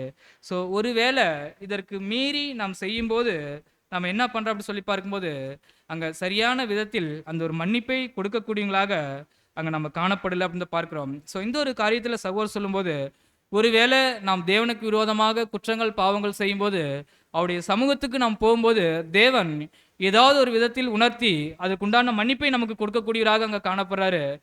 நம்முடைய உடன் சகோதர சகோதரிகள் நமக்கு விரோதமாக செய்யக்கூடிய அந்த ஒரு காரியத்திற்கு இப்ப நாம் என்ன பண்ணிடணுங்க, அவர் மனஸ்தாபப்படலனாலும் பரவாயில்ல, போயிட்டு இந்த காரியத்துல நான் மனஸ்தாபப்படுறேன், அதாவது பாதிக்கப்பட்டிருக்கேன் அப்படின்ட்டு உணர்த்தும் போது ஒருவேளை அவர் அறியாமல் செய்திருந்தா அதற்கான காரியத்தை என்ன பண்ணிடுவாருங்க, அவர் ஒப்புக்கொள்வார். உண்மையாலுமே நான் இது உங்களுக்கு பாதிப்பை ஏற்படுத்துன்ட்டு நான் செய்யல, பாதிப்பை இந்த அளவுக்கு உங்களுக்கு ஏற்படுத்தியிருக்கோம் அப்படின்றத நான் எதிர்பார்க்கல, ஆனாலும் இதை செய்த அப்படின்னு சொல்லிட்டு அவர் என்ன பண்ணுவாருங்க, ஒத்துக்கொள்வார் அப்படின்னு தான் பார்க்கிற அன்பானவர்களே. ஸோ அப்போ இந்த ஒரு காரியத்தை அங்கே சகோதரருக்கு நம்ம என்ன பண்ணணும்னா அங்கே செய்யக்கூடியவங்களாக அங்கே காணப்படணும் அப்படின்னு பார்க்கிறோம். ஏன் அப்படின்னா, எந்த ஒரு உள்நோக்கமும் இல்லாத சகோதரர் நமக்கு விரோதமாக செய்யக்கூடிய அந்த ஒரு காரியமாக அங்கே காணப்படுது அப்படின்னு பார்க்கிற அன்பானவர்களே. ஸோ இப்போ அடுத்தது அங்கே சகோதரர் சொல்லும்போது என்ன சொல்றாரு அப்படின்னா, ஸோ ஒரு சகோதரன் நமக்கு விரோதமாக பாவம் செய்துட்டாரு, அந்த ஒரு பாவத்தை நம்மள்ட்ட அறிக்கையிட்டுட்டாரு, அதனால மன்னிப்பையும் அங்கே கேட்கக்கூடியவராக இருக்காரு. அவருக்கு என்ன பண்ணும் அப்படின்னா, நான் மன்னிப்பை கொடுக்கக்கூடியவங்களாக தான் அங்கே காணப்படணும். இப்போ அடுத்த ஸ்டேஜுக்கு கொண்டு போறாரு. என்ன அப்படின்னா, ஒரு சகோதரர் அறிந்தே உங்களுக்கு விரோதமாக மன்னிப்பை தவறு செஞ்சிட்டாரு, பாவம் செஞ்சிட்டாரு. இப்போ அந்த சகோதரர் நம்மள்ட்ட வந்து மன்னிப்பே கேட்கல, அவர் தெரிஞ்சுதான் செஞ்சிருக்காரு அப்படின்னா, மன்னிப்பே கேட்கல அப்படின்னா, இங்கே என்ன பண்ணலாங்க நாம், ஃபர்ஸ்ட்டு உள்நோக்கம் இல்லாத ஒருத்தர் தவறு செஞ்சிட்டாரு, அதனால நம்ம அவர்கிட்ட போய் என்ன பண்றோங்க, நீங்க செஞ்ச காரியத்தினால நான் பாதிக்கப்பட்டிருக்கேன், ஸோ இந்த விவகாரமாக நீங்க செஞ்சீங்க, பாதிப்பை எனக்கு ஏற்படுத்தியிருக்கு அப்படின்னா அவர் மன்னிப்பை கேட்பாரு, நம்ம மன்னிச்சிடலாம். ஸோ இப்போ ஒருத்தர் என்ன பண்றாரு அப்படின்னா, தவறு செஞ்சிட்டாரு, அது குற்றம்னு அவருக்கும் தெரியும், ஆனால் வந்து நம்மள்ட்ட என்ன பண்ண மாட்டாருங்க, மன்னிப்பு கேட்க மாட்டாரு அப்படின்னு பார்க்கிறோம். இப்போ இவர்களுக்கு நம்ம என்ன பண்ணலாங்க, அதான் சகோதரர் சொல்றாரு, ஒருத்தர் குற்றத்தையும் உணராம மன்னிப்பையும் கோராமல் இருந்தா அந்த ஒரு மனிதனை நம்ம என்ன பண்ணலாம் அப்படின்னு சொல்லி கேட்டு அப்படின்னா, நம்ம அவருக்கும் என்ன பண்ணுங்க, மன்னிச்சுதான் ஆகணுங்களா, அவரு தான் வந்து மன்னிப்பே கேட்கலீங்களே, அவர் தெரிஞ்சே தப்பு செஞ்சுட்டாரு, ஆனா மன்னிப்பே கேட்கலீங்களே. அப்ப அதையும் அந்த சகோதரர் என்ன சொல்றாருன்னா, அப்ப நம்ம மன்னிப்பு கேட்காதனால அவரை தண்டிச்சிடலாமா அப்படின்னு சொல்லி பார்க்கும்போது அதான் சொல்றாரு, நீங்க கண்டுக்காதீங்க, விட்டுருங்க, தேவனுடைய பட்சத்தில் என்ன பண்ணிடுங்க, விட்டுருங்க, உங்களுடைய தூய இருதயத்தை நீங்க என்ன பண்ணுங்க அப்படின்னா தேவனிடம் அங்க காமிக்கக்கூடியவங்களாக அங்க காணப்படுங்க. ஏன் அப்படின்னா, அந்த ஒரு பழி வாங்கக்கூடிய விஷயம் அது தேவனுக்கு உரியது.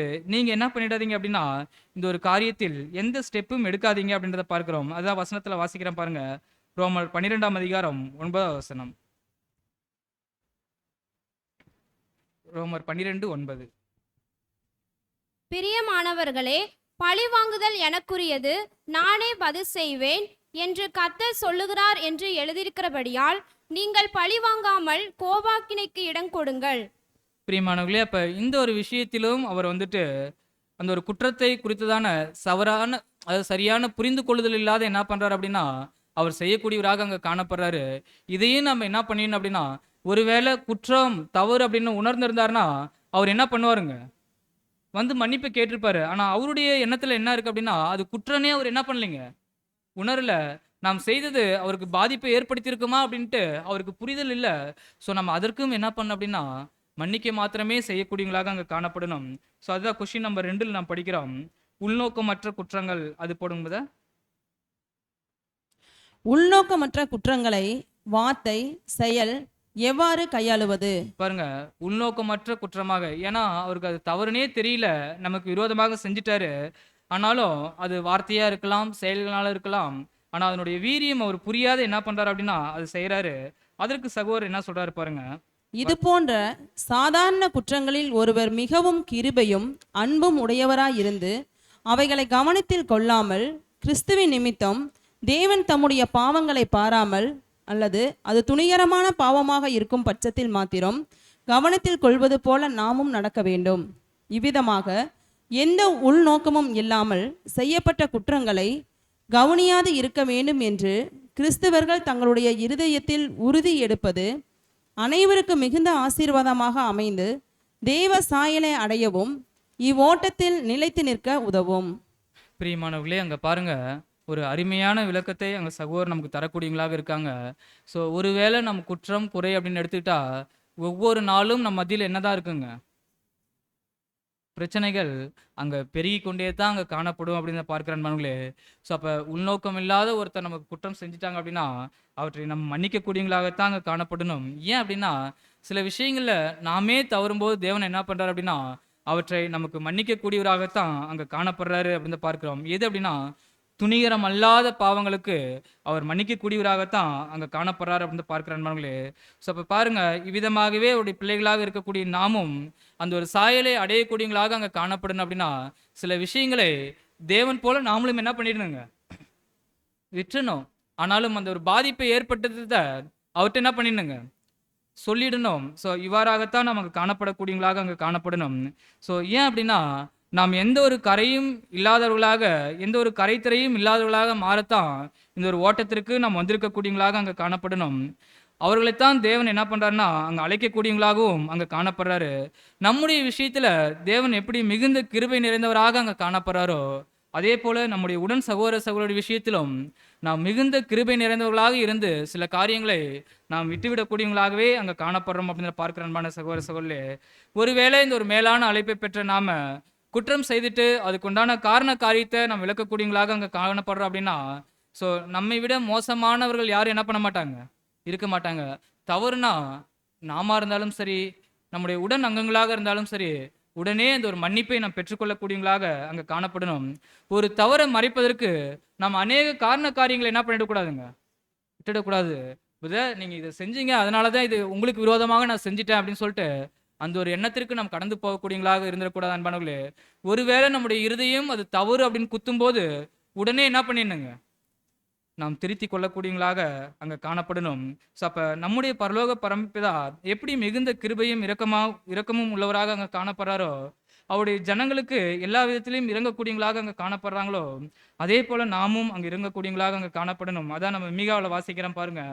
மீகா 7ஆம் அதிகாரம் 18-19 வசனங்கள் வாசிங்க. மீகா 7:18-19.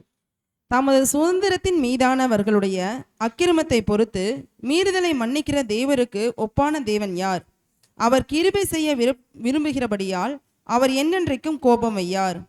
அவர் திரும்ப நம்மேல் இறங்குவார். நம்முடைய அக்கிரமங்களை அடக்கி நம்முடைய பாவங்களை எல்லாம் சமுத்திரத்தின் ஆழங்களில் போட்டு விடுவார். பிரியமான அன்பு சகோதர சகோதரியே, அப்போ நம்முடைய பரலோக பரமபிதா இவ்வளோ இரக்கமும் கிருபையும் நிறைந்தவராக இருக்கும்போது அவருடைய பிள்ளைகளாக இருக்கக்கூடிய நாமும் நம்முடைய உடன் சகோதர சகோதரிட்ட எந்த அளவு அந்த ஒரு கிருபையும் இரக்கத்தையும் நாம் காமிக்கக்கூடியவங்களாக அங்கே காணப்படணும் அப்படின்னு பார்க்குற நண்பர்களே. ஸோ ஒருபோது நம்முடைய உடன் சகோதர சகோதரர்களுக்கு விரோதமாக பழி வாங்கக்கூடிய எண்ணமோ அவர்களுக்கு தீமை செய்யக்கூடிய எண்ணமோ நாம் நம்முடைய இருதயத்தில் வைக்கக்கூடாது. அது தேவனுடைய கரத்தில் நாம் விட்டுவிடக்கூடியவங்களாக அங்கே காணப்படணும் அப்படின்னு பார்க்குற அன்பானவர்களே. ஒருவேளை நாம் கேட்கலாம், எப்படிங்கிறத விட முடியும்? அப்போ நான் பாதிக்கப்பட்டிருக்கேன், நான் வருத்தப்பட்டிருக்கேன், இதற்கு நீதி என்ன இருக்கு? நான் பாதிக்கப்பட்டிருக்கேன் அப்படின்னா அவர் என்ன பண்ணுங்க, அதற்கே உண்டான அடி வாங்கியிருக்கணும். நான் நீதியாக நடக்கிறேன். ஸோ அப்போ நான் நீதியாக நடக்கும்போது நான் எதுக்கு காயப்படணும், புண்படணும்? அப்போ நான் செய்யக்கூடிய நீதிக்கு என்ன பலன் இருக்கு? அவர் எனக்கு விரோதமா அநீதி செஞ்சிருக்காருங்களே அப்படின்னு நம்ம கேட்டுட்டா, அதுதான் அங்க சகோதரர் சொல்றாரு பாருங்க. ஸோ நம்முடைய நீதி எப்பேற்பட்ட நீதியா இருக்கு அப்படின்னு சொல்லிட்டு சொல்றாரு. நீங்க அதுலயே கொஸ்டின் 3 வாசிங்க போடுங்க brother. நமக்கு எதிராகவும் விரோதமாகவும் செய்யப்பட்ட குற்றத்திற்காக நீதி என்ன என்று ஒருவர் கேட்கலாம்.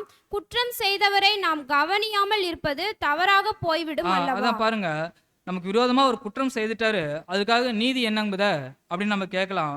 ஒருவேளை குற்றம் செய்தவரை நம்ம கண்டிக்காத பார்க்காத விட்டுட்டு அப்படின்னா அது தவறா போயிடும் இல்லைங்களா? அவர் வீழ்ந்து போயிடுவார் இல்லைங்களா? நம்ம இப்ப என்ன பண்ணலாம் அப்படின்னா அதுக்கு சகோதரர் சொல்றாரு பாருங்க, வாசிங்க சிஸ்டர். நாம் பாவிகளாய் இருந்து தேவ கிருபையை பெற்று இருக்கையில் நம்முடைய உடன் சகோதரர்களும் பாவத்தில் விழுந்து போன நிலையில் இருப்பதினால் நாம் நீதி என்ற நிலையை எடுப்பது கூடாத காரியமாக இருக்கிறது. தன்னை நீதிமான் என்று நினைக்கிறவன் அந்த நீதியால் நியாயம் தீர்க்கப்படுவான். அப்ப பிரியமான அன்பு சகோதர சகோதரி, ஒருவேளை நம்முடைய சகோதர சகோதரர்களுக்கு நம்ம இறங்காம, ஸோ அப்ப நான் நீதி செய்யறேன், அவர் எனக்கு அநீதி செஞ்சிருக்காரு, அநீதி செஞ்சு அவர் என்ன பண்ணுங்க, தண்டனை தான் அனுபவிக்கக்கூடியவராக காணப்படணும், அதற்கு அவர் தீர்ப்பை பெற்றுக்கொள்ளணும் அப்படின்னு சொல்லிட்டு நாம இறங்கிட்டு அப்படின்னா, அப்ப ஒருவேளை நான் நீதிமான் அப்படின்னு சொல்லிட்டு நம்ம என்ற அப்படின்னா தேவன் என்ன பண்றது இல்லைங்க, நம்முடைய விழுந்து போன குணத்திற்கு அவர் மன்னிப்பை கொடுக்கக்கூடியவராக அங்கே இல்லை அன்பான சகோதர சகோதரே. அப்போ நம்முடைய உடன் சகோதர சகோதரருக்கு எல்லா விதத்திலும் நாம் இறங்கணும், மன்னிப்பை கொடுக்கணும், கிருபையை கொடுக்கக்கூடியவங்களாக அங்கே காணப்படணும். ஸோ இதைத்தான் நம்முடைய பரமபிதா நம்முடைய விஷயத்தில் அங்கே செய்யக்கூடியவராக அங்கே காணப்படுறார் அப்படின்னு நான் பார்க்குறேன் அன்பான சகோதர சகோதரே. ஸோ இதை நாம் சரியாக செய்தால் மாத்திரமே என்ன பண்ணுறோம் அப்படின்னா இந்த ஒரு ஓட்டத்தில் நாம் சரியான விதத்தில் கடந்து போகக்கூடியவங்களாக காணப்படுறோம். ஒருவேளை நம்முடைய இருதயத்தில் அழுக்கையும் குற்றத்தையும் வைத்துக்கொண்டு மற்றவர்கள் எனக்கு விரோதமாக செஞ்சுட்டாங்க, அதற்கு நீதி என்ன அப்படின்னு சொல்லி கேட்டுட்டு அப்படின்னா நாம் சொல்கிற அந்த ஒரு நீதியினாலே என்ன பண்ணுவோங்க, நியாயம் தீர்க்கப்படுவோம் அப்படின்னு நான் பார்க்குறோம். ஸோ அப்போ நம்ம எந்த விதத்திலும் நம்முடைய நீதிக்கு அங்கே என்ன பண்ண முடியாதுங்க, வாதாடக்கூடியவங்களாக தேவனிடம் மன்றாடக்கூடியவங்களாக அங்கே காணப்பட முடியாது. ஏன் அப்படின்னா நம்ம எல்லோரும் விழுந்து போன சுபாவத்தில் இருக்கிறனால நாம் ஒருவர் மன்னிக்க மாத்திரமே அந்த ஒரு அதிகாரத்தை பெற்றிருக்கக்கூடியவங்களாக அங்கே காணப்படணும் அப்படின்னு பார்க்குற அன்பானவர்களே. ஸோ அப்போ இந்த ஒரு விஷயத்தில் தேவன் நமக்கு கொடுத்துள்ள அதிகாரங்கள் என்ன அப்படின்னு சொல்லி பார்க்கும்போது சகோதரர் அங்கே சொல்கிறாரு, ஒருவேளை நம்முடைய உடன் சகோதரர் நமக்கு விரோதமாக பாவம் செய்துட்டு அவர் தவற உணர்ந்து வந்துட்டு மன்னிப்பு கேட்குறாரு அப்படின்னா நம்ம என்ன பண்ணலாங்க, மன்னிக்கணும். ஒருவேளை அவர் தவற உணரல, மன்னிப்பும் கேட்கல அப்படின்னா நம்ம என்ன பண்ணலாங்க, விட்டுடலாம். சரி, அவர் உணரல, நம்மள்ட்ட மன்னிப்பு கேட்கல அப்படின்னா அதை நம்ம கருத்தில் கொள்ளாமையே என்ன பண்ணிடணுங்க, விட்டுணும். இல்லை இல்லைங்குத ஒரு காலம் வரும் எனக்கும், நான் அப்போ என்ன பண்ணுவேங்க, சரியான நேரம் வரும்போது அவரை தண்டிப்பேன், பழி வாங்குவோம் அப்படின்னு சொல்லிட்டு அந்த ஒரு எண்ணமே இருக்கக்கூடாதுங்க. அதை அப்படியே விட்டுவிடணும் அப்படின்னு சொல்லி பார்க்குறோம். நம்ம தண்டிக்கக்கூடாது, பழி வாங்கக்கூடாது. ஸோ அப்போ தேவனுடைய கரத்தில் அதை விட்டுவிடக்கூடியவங்களாக அங்கே காணப்படணும். ஸோ அப்போ 5வது காரியமாக சொல்லும்போது தேவன் தண்டித்தவரை நம்ம என்ன பண்ணிடக்கூடாதுங்க, மன்னிக்கக்கூடாது. ஸோ நம்முடைய ஐக்கியத்தில் தேவனுக்கு விரோதமாகவும் உடன் சகோதர சகோதரர்களுக்கு விரோதமாகவும் ஒருவர் தவறு செய்யக்கூடியவங்களாக அங்கே காணப்படுறார் அப்படின்னா அவருடைய விஷயத்தை நம்ம என்ன பண்ணிடணுங்க, தேவன் நமக்கு தந்திருக்கக்கூடிய ஒழுங்குமுறைக்கு ஏற்ப அவரோடு இருக்கக்கூடிய நெருக்கத்தை நம்ம என்ன பண்ணிடணுங்க, குறைச்சிக்கணும். ஸோ இது எதற்காக அங்கே சகோதரர் சொல்கிறார் அப்படின்னா அவர் திருந்துவதற்கும் மீண்டும் இந்த ஒரு ஐக்கியத்தில் சரியான ஐக்கியத்தில் ஏற்படுத்தி கொள்வதற்கும் என்ன பண்ணுறங்க, அவரிடம் நம்ம கொஞ்சம் டிஸ்டன்ஸ் மெயின்டைன் பண்ணுறோம். மாறா அவர் என்ன பண்ணலைங்க, நம்ம வெறுத்து ஒதுக்கல. இது யார் அப்படின்னு சொல்லி பார்க்கும்போது தேவன் தண்டிக்கணும் அப்படின்னு நினைக்கிறவரோடு நம்முடைய உறவை ஏற்படுத்தி கொள்பவர்களுக்கு. ஸோ இதுமே சகோதரர் அங்கே எதுக்கு சொல்கிறார் அப்படின்னு சொல்லி பார்க்கும்போது அவர் திருந்துவதற்கு ஒரு வாய்ப்பாக என்ன பண்ணுறாங்க, இந்த ஒரு வாய்ப்பு அங்கே அமையக்கூடியதாக அங்கே காணப்படுது. ஸோ இது தேவன் நமக்கு கொடுத்துருக்கக்கூடிய ஒரு வரையறை அப்படின்னு சொல்லிட்டு பார்க்கிறோம். ஸோ அப்போ தேவனுடைய அதிகாரமும் அவருடைய வரையறையும் என்ன அப்படின்னு சொல்லி பார்க்கும்போது தேவனும் தவற உணரல் அப்படின்னா தேவன் என்ன பண்ணுறாருங்க, உடனே தண்டிக்கக்கூடியவராக அங்கே காணப்படுறாரு. ஒருவேளை தவறை உணர்ந்து தேவனுடைய பாதத்தில் நம்ம விழும்போது அவர் என்ன பண்ணுறாருங்க, உடனே மன்னிக்கிறாருங்க. ஸோ அதே போல் தேவன் என்ன பண்ணுறாரு அப்படின்னு சொல்லி பார்க்கும்போது தேவன் தண்டிக்கணும் அப்படின்னு சொல்லிட்டு நினைக்கக்கூடிய சகோதரன் சகோதரர்களுக்கு நாம் உடந்தையாக இருந்தோம் அப்படின்னா அவருக்கும் தண்டனை இருக்குது, உடந்தையாக போகிற நமக்கும் என்ன இருக்குங்க, தண்டனை அங்கே காணப்படக்கூடியதாக இருக்குது அப்படின்னு பார்க்குறோம். ஸோ இதற்கு வேதத்திலிருந்து சில உதாரணங்களை சகோதரர் நமக்கு அங்கே கொடுக்கக்கூடியவராக அங்கே காணப்படுறாரு. ஸோ அப்போ யார் அப்படின்னு சொல்லி பார்க்கும்போது, தன்னுடைய தவறை உணராதனால, தன்னுடைய தவறை உணராத தேவனிடம் தண்டனை பெற்ற வேதாகம கதாபாத்திரங்கள் அநேகம் இருக்காங்க. நம்முடைய புரிந்து கொள்ளுதலுக்காக ஒரு 4 பேரை நம்ம பார்க்கலாம் பாருங்க. முதலாவது எடுக்கணும் அப்படின்னா யாரை எடுக்கலாங்க? தன்னுடைய தவறை உணராதனால தேவனிடம் தண்டனை பெற்ற கதாபாத்திரம் நம்ம வேதத்திலிருந்து எடுக்கணும் அப்படின்னா யார் முதலாவது நம்முடைய ஞாபகத்துக்கு வருவாங்க? யூதாஸ். வேறங்க? காயின். சாமுவேலுங்களா? சவுல். நான் இன்னும் நெருக்கமான ஒரு ஆளை எதிர்பார்க்குறேங்க. சாத்தான். சாத்தானுக்கு அங்கே தண்டனை கொடுக்கப்பட்டாச்சு. அவர் என்ன பண்றாருங்க? அவர் அந்த ஒரு தீர்ப்பில் இருக்காரு. வேறங்க? யாரோ சொல்றீங்க? ஆதாம். நம்முடைய ஆதி தகப்பனாகிய ஆதாம். ஸோ அப்போ முதல் தவறு செய்துட்டு அந்த ஒரு தவறை உணராதனால அவர் என்ன பண்றாருங்க? தேவனிடமிருந்து தண்டனை பெறக்கூடியவராக அங்கே காணப்படுறார் அப்படின்னு பார்க்கிறோம். ஸோ அப்போ ஆதாம் என்ன தவறு செய்துட்டாரு அவர் தண்டனை பெறுவதற்கு? கீழ்ப்படிதல் இல்லை அப்படின்னு பார்க்கிறோம். அப்போ பாருங்க, தேவனோடு நேரடியாக தொடர்பு கொண்ட ஒருத்தர் யார் அப்படின்னு சொல்லி பார்க்கும்போது ஆதாம் அப்படின்னு சொல்லி பார்க்கிறோம். ஸோ அப்போ எந்த அளவுக்கு தேவனுக்கு இசைவான ஒரு வாழ்க்கை அவர் வாழ்ந்திருக்க முடியும் தேவனோடு தொடர்பு கொண்ட இந்த ஒரு கதாபாத்திரம். ஆனாலும் அவர் என்ன பண்றாரு அப்படின்னு சொல்லி பார்க்கும்போது அவருடைய வார்த்தைக்கு கீழ்ப்படியாததுனால அவர் தன்னுடைய மனைவியோடு என்ன பண்றாரு அப்படின்னா வார்த்தைக்கு இசைஞ்சு தேவனிடம் தண்டனை பெறக்கூடியவராக அங்கே காணப்படுறார் அப்படின்னு நான் பார்க்கிறேன் அன்பானவர்களே. ஸோ அப்போ ஆதாமைப்பட்டதான காரியங்கள் நமக்கு தெரியும். தேவன் சொல்லிட்ட வார்த்தைக்கு மீறி நடந்ததுனால அங்கிருந்து விரட்டப்படக்கூடியவராக அங்கே காணப்படுறார். இதனால சில தண்டனையை அவர் பெற்றுக்கொள்ளக்கூடியவராக அங்கே காணப்படுறார் அப்படின்னு பார்க்கிறோம். அப்போ தேவனுடைய பிள்ளைகளாக இருக்கக்கூடிய நமக்கு நம்ம ஆரம்பத்திலே பார்க்கும்போது நம்முடைய விழுந்து போன சுபாவத்திற்கு ஏற்ப தேவன் என்ன பண்றாருன்னா அநேக எச்சரிப்புகளை அவர் கொடுக்கக்கூடியவராகத்தான் அங்கே காணப்படுறார். அந்த ஒரு எச்சரிப்பை நாம் புரிந்து சரியான விதத்தில் நடக்கும்போது அந்த ஒரு கீழ்ப்படிதல் நமக்கு அங்கே வரக்கூடியதாக அங்கே காணப்படும் அன்பானவர்களே. அந்த ஒரு எச்சரிப்பை நாம் புரிந்து கொள்ளல அப்படின்னா நம் தேவனுக்கு மீறித்தான் என்ன பண்ணுவோங்க? ஆதாம் போல அங்கே செயல்படக்கூடியவங்களாக அங்கே காணப்படுவோம். ஸோ இது எந்த அளவுக்கு நம்முடைய ப்ராக்டிக்கல் வாழ்க்கையில் அங்கே கடந்து போகக்கூடியதாக இருக்கு, ஒரு கீழ்ப்படிதல் உள்ள வாழ்க்கை என்னிடம் காணப்படக்கூடியதாக இருக்கா அப்படின்றது நாம் நிதானிக்கக்கூடியவங்களாக அங்கே காணப்படணும் அப்படின்னு பார்க்கிறோம். ஸோ இரண்டாவது உதாரணம் பார்க்கும்போது சகோதரர் சொன்னபடி காயின் என்ன தவறு செஞ்சாருங்க? தன்னுடைய சகோதரன் மீது பொறாமை எரிச்சல் கொள்ளக்கூடியவராக காணப்பட்டாரு. அதாவது ஆக்சுவலி காயின் பார்க்கும்போது யார் மேல தான் கோவப்பட்டிருக்கணுங்க? தேவன் மேல தான் கோவப்பட்டிருக்கணுங்க. ஸோ என்னுடைய உடன் சகோதரருடைய அந்த ஒரு பலியை நீங்கள் அங்கீகரிக்கிறீங்க, நானும் உங்களுக்கு பிரியமான பலியை தானே செய்கிறேன், ஏன் என்னுடைய பலியை அங்கீகரிக்கல அப்படின்னு சொல்லிட்டு அவர் யார் மீது கோவப்படணுங்க? தேவன் மீது அங்கே கோவப்படக்கூடியவராக அங்கே காணப்படணும். ஒருவேளை இவருடைய வாழ்க்கை இவருடைய பலி இவர் சரியான விதத்தில் அங்கே செய்திருந்தாருன்னா அவர் தேவனிடம் என்ன பண்ணியிருக்கலாங்க? கோவப்பட்டிருக்கலாம். தேவனே, என்னுடைய சகோதரன் போலத்தான் நானும் பலி செலுத்துறேன், ஆனால் அந்த ஒரு பலியை நீங்கள் அங்கீகரிக்கிறீங்க, ஆனால் என்னுடைய பலியை நீங்கள் என்ன பண்ணலைங்க? அங்கீகரிக்கலையே அப்படின்னு சொல்லிட்டு தேவன் மீது கோவப்பட்டிருக்கணும். அப்போ காயின் செலுத்தின பலி இவருக்கே எப்படி இருக்கணுங்க? இவருக்கே ஏதோ ஒரு விதத்தில் அது தகுந்ததா இருந்திருக்காது, ஒருவேளை ஒரு மனநிறைவை ஏற்படுத்தியிருக்காது. ஸோ தன்னை விட இவர் அதிகமாக பலி செலுத்துறாரே அப்படின்னு சொல்லிட்டு தான் அங்கே ஆபேல் மேலே அவர் கோபம் கொள்ளக்கூடியவராக அங்கே காணப்பட்டிருக்கார் அப்படின்னு பார்க்கிறேன்மாங்களே. ஸோ அப்போ பாருங்க, இதில் நமக்கு பாடம், ஒருவேளை நாம் சரியான பலியை செய்து தேவனுக்கு பிரியமாக வாழ்ந்தோம் அப்படின்னா நாம் செய்யக்கூடிய ஒவ்வொரு ஊழியத்திற்கும் தேவனிடம் என்ன பண்ணலாங்க? மன்றாடலாம். தேவனே, உங்களுக்கு பிரியமாகத்தான் நான் வாழ்கிறேன் செய்கிறேன், ஆனாலும் என்ன பண்ணுறேங்க, நான் சில பலவீனத்தில் விழறேன் அப்படின்னு சொல்லிட்டு தேவனிடம் மன்றாடலாம். ஒருவேளை அது சரியான விதத்தில் இல்லாத போது நமக்கு கோபம் எங்கே போகுங்க?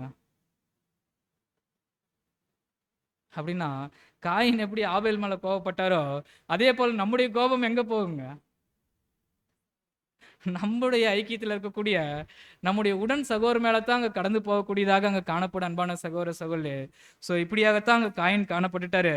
ஸோ தன்னுடைய காணிக்கை அங்கீகரிக்கப்படாத போன போது அவர் தேவனை நோக்கி மன்றாடி இருக்க வேண்டும். மாறா என்ன பண்றாரு அப்படின்னு சொல்லி பார்க்கும்போது அது தன்னுடைய சகோதரன் மீது அங்கே கடந்து போகக்கூடியதாக அங்கே காணப்பட்டுச்சு. ஸோ இங்கே அவருடைய தவறை உணராதனால அவர் கேட்குறாரு, உன் சகோதரன் எங்க அப்படின்னு சொல்லி கேட்கும்போது காயின் என்ன சொல்றாருங்க, நான் என்ன அவருக்கு காவலாளியோ அப்படின்னு சொல்லி கேட்கக்கூடியவராக அங்கே காணப்படுறாரு அன்பானவர்களே. ஸோ அப்போ பாருங்க, இங்கே காயின் அங்கே வந்துட்டு தேவன் கேட்ட உடனே என்ன பண்ணியிருக்க அப்படின்னா, தேவனே நான் தவறு செய்துட்டேன், என்னுடைய சகோதரனுக்கு விரோதமாக நான் என்ன பண்ணிட்டேங்க, எழும்பிட்டேன் அப்படின்றத அவர் உணர்ந்திருக்கணும். ஆனால் உணராதனால அவர் என்ன பண்ணுறாரு அப்படின்னா அங்கே தண்டனையை பெற்றுக்கொள்ளக்கூடியவராக அங்கே காணப்படுறாரு அப்படின்னு பார்க்குறோம். ஸோ அப்போ மூன்றாவது நபராக நம்ம பார்க்கும்போது கோராகு. கோராகு என்ன பண்ணாருங்க, கோராகு என்ன பண்றாரு அப்படின்னா தேவன் நியமித்த அந்த ஒரு ஒழுங்குக்கு அவர் எதிராக செய்யக்கூடியவங்களாக அங்கே காணப்பட்டிருக்காரு. ஒருவேளை இவர் என்ன பண்ணியிருக்கணும் அப்படின்னா தேவன் ஏற்படுத்தி வைத்துட்ட அந்த ஒரு ஒழுங்கு அங்கே மோசே ஆரோனுக்கு கீழ்ப்பட்டு செயல்படக்கூடியவராக அங்கே காணப்பட்டிருக்கணும். ஆனால் இவர் என்ன பண்றாரு அப்படின்னு சொல்லி பார்க்கும்போது அவ்விதமாக செய்யாம அங்க சபையில் இருக்கக்கூடிய 250 பேரை, இவர்கள் எப்படிப்பட்டவங்க, இந்த ஒரு 250 பேரும் கோராகோடு போடக்கூடிய அந்த ஒரு 250 பேரும் எப்பேற்பட்டவங்க அப்படின்னா அங்க சபையிலே பிரபலமானவர்களை கொண்டு என்ன பண்றாரு அப்படிங்க, கோராகு ஒரு கூட்டத்தை ஏற்படுத்தக்கூடியவராக அங்க காணப்படுறாரு அப்படின்னு பார்க்கிறோம். ஸோ அப்ப எந்த ஒரு பிரிவினை ஆவி வரும்போது இவர்கள் என்ன பண்ணுவாங்க அப்படின்னு சொல்லி பார்க்கும்போது அந்த ஒரு கூட்டத்துல பிரபலமானவர்களை ஏற்படுத்தி கொண்டு என்ன பண்ணுவாங்க, தேவன் ஏற்படுத்தி வைத்த அந்த ஒரு நியமத்திற்கு எதிராக செயல்படக்கூடியவங்களாக அங்கே காணப்படுவாங்க அப்படின்னு நான் பார்க்குறேன் நண்பர்களே. ஸோ அப்போ இந்த ஒரு கோராகு மற்றும் அவரை சேர்ந்தவர்கள் என்ன பண்ணுறாங்க அப்படின்னு சொல்லி பார்க்கும்போது அங்கே தேவனுடைய கரத்தில் அடி வாங்கக்கூடியவங்களாக, தண்டனை பெறக்கூடியவங்களாக அங்கே காணப்படுறாங்க. ஸோ இதிலிருந்து நமக்கு உண்டான பாடத்தை எங்கள் சகோதரர் சொல்லும்போது சொல்கிறாரு, ஸோ இனி தேவனுடைய பிள்ளைகளாக இருக்கக்கூடிய நாம் தேவனுக்கு விரோதமாகவும் தேவனுடைய பிள்ளைகளுக்கு விரோதமாகவும் என்ன பண்ணிடக்கூடாதுன்னா ஒரு கூட்டம் கூடக்கூடாது, விரோதமாக செயல்படக்கூடாது அப்படின்ற ஒரு பாடத்தை நாம் கற்றுக்கொள்ளக்கூடியவங்களாக அங்கே காணப்படுறோம். அதே போல தவறு செய்யக்கூடிய மனிதருக்கு இந்த ஒரு 250 பேரும் என்ன பண்ணிடக்கூடாதுங்க, என்ன பண்ணிடக்கூடாது, துணை போயிருக்கக்கூடாதுங்க. இவர்களுக்கு தெரியும் தேவன் ஒரு நியமத்தை வைத்திருக்காங்க அப்படின்னு சொல்லிட்டு. ஆனால் இந்த ஒரு 250 பேரும் கோராகு கூப்பிட்டோன்னே அவருக்கு உடந்தையாக அங்கே கடந்து போகக்கூடியவங்களாக அங்கே காணப்பட்டிருக்காங்க. ஸோ இவர்களும் தேவனுடைய கரத்திலிருந்து என்ன பண்ணியிருக்காங்க அப்படின்னு சொல்லி பார்க்கும்போது அங்கே அடியை பெற்றிருக்கக்கூடியவராக அங்கே காணப்படுறாங்க அப்படின்னு நான் பார்க்குறோம். ஸோ அப்போ இந்த ஒரு விளக்கங்கள்லாம் தெளிவாக நமக்கு தெரியும். நம்ம ஒவ்வொரு தனிப்பட்ட சகோதரன் சகோதரிகளுமே நம்ம என்ன பண்ணோம் அப்படின்னா தேவன் நியமித்து வைத்திருக்கக்கூடிய அந்த ஒரு ஒழுங்குமுறைக்கு தனிப்பட்ட விதத்திலேயே என்ன பண்ணோம் அப்படின்னா சரியாக நடக்கக்கூடியவங்களாக அங்கே காணப்படும் அன்பானவர்களே. ஸோ இல்லைங்க அவர் என்ன சொல்கிறாரோ அதை நான் செய்கிறேன் அப்படின்னு சொல்லிட்டு போயிடக்கூடாது. ஸோ அப்படி இருந்தவங்க தான் யார் அப்படின்னா இந்த ஒரு 250 பேரும். இவர்கள் தனிப்பட்ட விதத்தில் தேவன் ஏற்படுத்தி வைத்திருக்கக்கூடிய ஒழுங்கு மோசே ஆரோன் மூலம் நமக்கு வருது அப்படின்னு உணர்ந்திருந்தா கோராகு கூப்பிடும்போது என்ன பண்ணியிருக்க மாட்டாங்க, போயிருக்க மாட்டாங்க, உடந்தையே இருந்திருக்க மாட்டாங்க அப்படின்னு பார்க்குற அன்பானவர்களே. ஸோ அப்போ அந்த ஒரு பிரமாணத்திற்கு அந்த ஒரு வழிவகைக்கு இவங்க என்ன பண்ணல அப்படின்னு சொல்லி பார்க்கும்போது சரியான ஒரு விதத்தில் கடந்து போகக்கூடியவங்களாக அங்கே காணப்படல. அதனால கோராகும் அவரை சார்ந்த 250 பேரும் என்ன பண்றாங்க அப்படின்னா தேவனுடைய கரத்திலிருந்து தண்டனையை அங்கே பெற்றுக்கொள்ளக்கூடியவங்களாக அங்கே காணப்படுறாங்க அப்படின்னு பார்க்குற அன்பானவர்களே. ஸோ நான்காவது காரியமாக நம்ம பார்க்கும்போது இவர் ஒரு பிரபலமானவருங்க. யாரா இருக்குங்க, தேவனுடைய தீர்க்கதரிசி, தேவனிடமிருந்து அநேக வழிநடத்தல பெற்றிருக்கக்கூடிய ஒருவர் மோசே. மோசேவும் தேவனுடைய கரத்தில் என்ன பண்ணியிருக்காருங்க, தண்டனையை பெற்றிருக்கக்கூடியவராக அங்கே காணப்படுறாரு அப்படின்னு பார்க்குற அன்பான சகோதர சகோதரே. ஸோ எப்படிங்கிறத மோசே தேவனுடைய கரத்தில் தண்டனை பெற்றுக்கொண்டார் அப்படின்னு சொல்லி நம்ம கேட்டுட்டோம் அப்படின்னா, ஸோ அப்போ பாருங்க மோசே தேவனிடமிருந்து ஒரு முழு அதிகாரத்தை பெற்றிருக்கக்கூடியவங்களாக அங்கே காணப்பட்டிருக்கார் அப்படின்னு பார்க்குறோம். ஸோ அப்போ எங்கே இவர் தவறக்கூடியவராக அங்கே காணப்படுறாரு அப்படின்னு சொல்லி பார்க்கும்போது நீங்கள் வசனத்தில் வாசிங்க. என்னாகமம் 20ஆம் அதிகாரம் 8 சில வசனங்கள். என்னாகமம் 20ஆம் அதிகாரம் வசனம் 8 முதல், நீ கோலை எடுத்துக்கொண்டு நீயும் உன் சகோதரனாகிய ஆரோனும் சபையாரை கூடிவர செய்து அவர்கள் கண்களுக்கு முன்பாக கண்மலையை பார்த்து பேசுங்கள். அப்பொழுது அது தன்னிடத்தில் உள்ள தண்ணீரை கொடுக்கும். இப்படி நீ அவர்களுக்கு கண்மலையிலிருந்து தண்ணீர் புறப்பட பண்ணி சபையாருக்கும் அவர்கள் மிருகங்களுக்கும் குடிக்க கொடுப்பாய் என்றார். அப்பொழுது மோசே தனக்கு கர்த்தர் கட்டளையிட்டபடியே கர்த்தருடைய சந்நிதியிலிருந்து கோலை எடுத்தான். மோசேயும் ஆரோனும் சபையாரை கண்மலைக்கு முன்பாக கூடிவர செய்தார்கள். அப்பொழுது மோசே அவர்களை நோக்கி, கலகக்காரரே கேளுங்கள், உங்களுக்கு இந்த கண்மலையிலிருந்து நாங்கள் தண்ணீர் புறப்பட பண்ணுவோமே என்று சொல்லி தன் கையை ஓங்கி கண்மலையை தன் கோலினால் 2 தரம் அடித்தான். பிரியமானவர்களே, போதுங்க சிஸ்டர். இந்த ஒரு சம்பவம்லாம் நமக்கு தெரியும். என்ன அப்படின்னு சொல்லி பார்க்கும்போது, இப்பயும் தேவன் என்ன பண்றாரு அப்படின்னா, கண்மலைகிட்ட போய் நீங்க பேசுங்க. ஸோ அப்போ மோசே தேவன் கொடுத்த அந்த ஒரு கோலை கொண்டு என்ன பண்றாருன்னா போய் பேசதா சொல்லியிருக்காரு. ஆனால் இவர் என்ன பண்ணியிருக்காருன்னா, ஏற்கனவே செய்தபடி அந்த ஒரு கோலை கொண்டு என்ன பண்றாருங்க, மீண்டும் அடிக்கிறாங்க அப்படின்னு சொல்லி பார்க்கிறோம். ஸோ அப்போ கோல் எதை அடையாளப்படுத்தும் அப்படின்னு சொல்லி பார்க்கும்போது, ஒருவருக்கு தேவன் கொடுக்கக்கூடிய அதிகாரத்தை அங்கே அடையாளப்படுத்தக்கூடியதாக அங்கே காணப்படுது. ஸோ இந்த ஒரு அதிகாரத்தை மோசே என்ன பண்ணியிருக்காரு அப்படின்னு சொல்லி பார்க்கும்போது, அங்கே தவறாக பயன்படுத்தக்கூடியவராக அங்கே காணப்பட்டிருக்கார் அப்படின்னு பார்க்குற அன்பானவர்களே.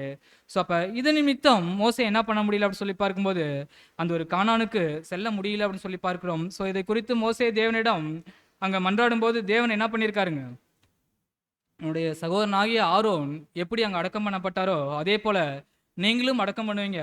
ஆனாலும் என்ன இருக்குங்க, உங்களுக்கு ஒரு வாய்ப்பு இருக்கு. நீங்க அந்த ஒரு மோவாப் தேசத்துல நேபோ மலையில போய் அந்த ஒரு பிஸ்காவின் கொடுமுடியில ஏறி நான் இஸ்ரேல் ஜனங்களுக்கு தரப்போடிக்கூடிய அந்த ஒரு தேசத்தை என்ன பண்ணுங்க பாருங்க அப்படின்னு சொல்றாரு. மோசேவும் அவ்விதமாக என்ன பண்றாரு அப்படின்னு சொல்லி பார்க்கும்போது, அங்க போயிட்டு தேவன் அந்த ஒரு இஸ்ரேல் ஜனங்களுக்கு தரக்கூடிய அந்த ஒரு தேசத்தை முழுவதுமாக அங்கே பார்க்கக்கூடியவராக அங்கே காணப்பட்டிருக்கார் அப்படின்னு பார்க்குற நண்பர்களே. ஸோ அப்போ இதில் சகோதரர் நமக்கு தரக்கூடிய எச்சரிப்பு என்ன அப்படின்னு சொல்லி பார்க்கும்போது, ஸோ அப்போ மோசேவை போலவே இப்போ தேவனுடைய பிள்ளைகளாக இருக்கக்கூடிய நாமும் தேவனுடைய கரத்திலிருந்து சில அதிகாரத்தை பெற்றிருக்கக்கூடியவங்களாக அங்கே காணப்படுறோம். ஸோ மற்ற யாருக்கும் இல்லாத ஒரு சிலாக்கியம் அந்த ஒரு பரம காணானில் நடைபெறக்கூடிய அந்த ஒரு விஷயங்கள் அங்கே எப்பேற்பட்டதான செழுமை இருக்கும். நமக்கு தேவன் கொடுக்கக்கூடிய அதிகாரங்கள் அங்கே என்ன இருக்குது, ஸோ அதுக்கு உண்டான ஆசீர்வாதங்கள் என்ன அப்படின்றத முழுமையாக அறிந்த ஜனங்கள் யாருங்க, நாமங்க.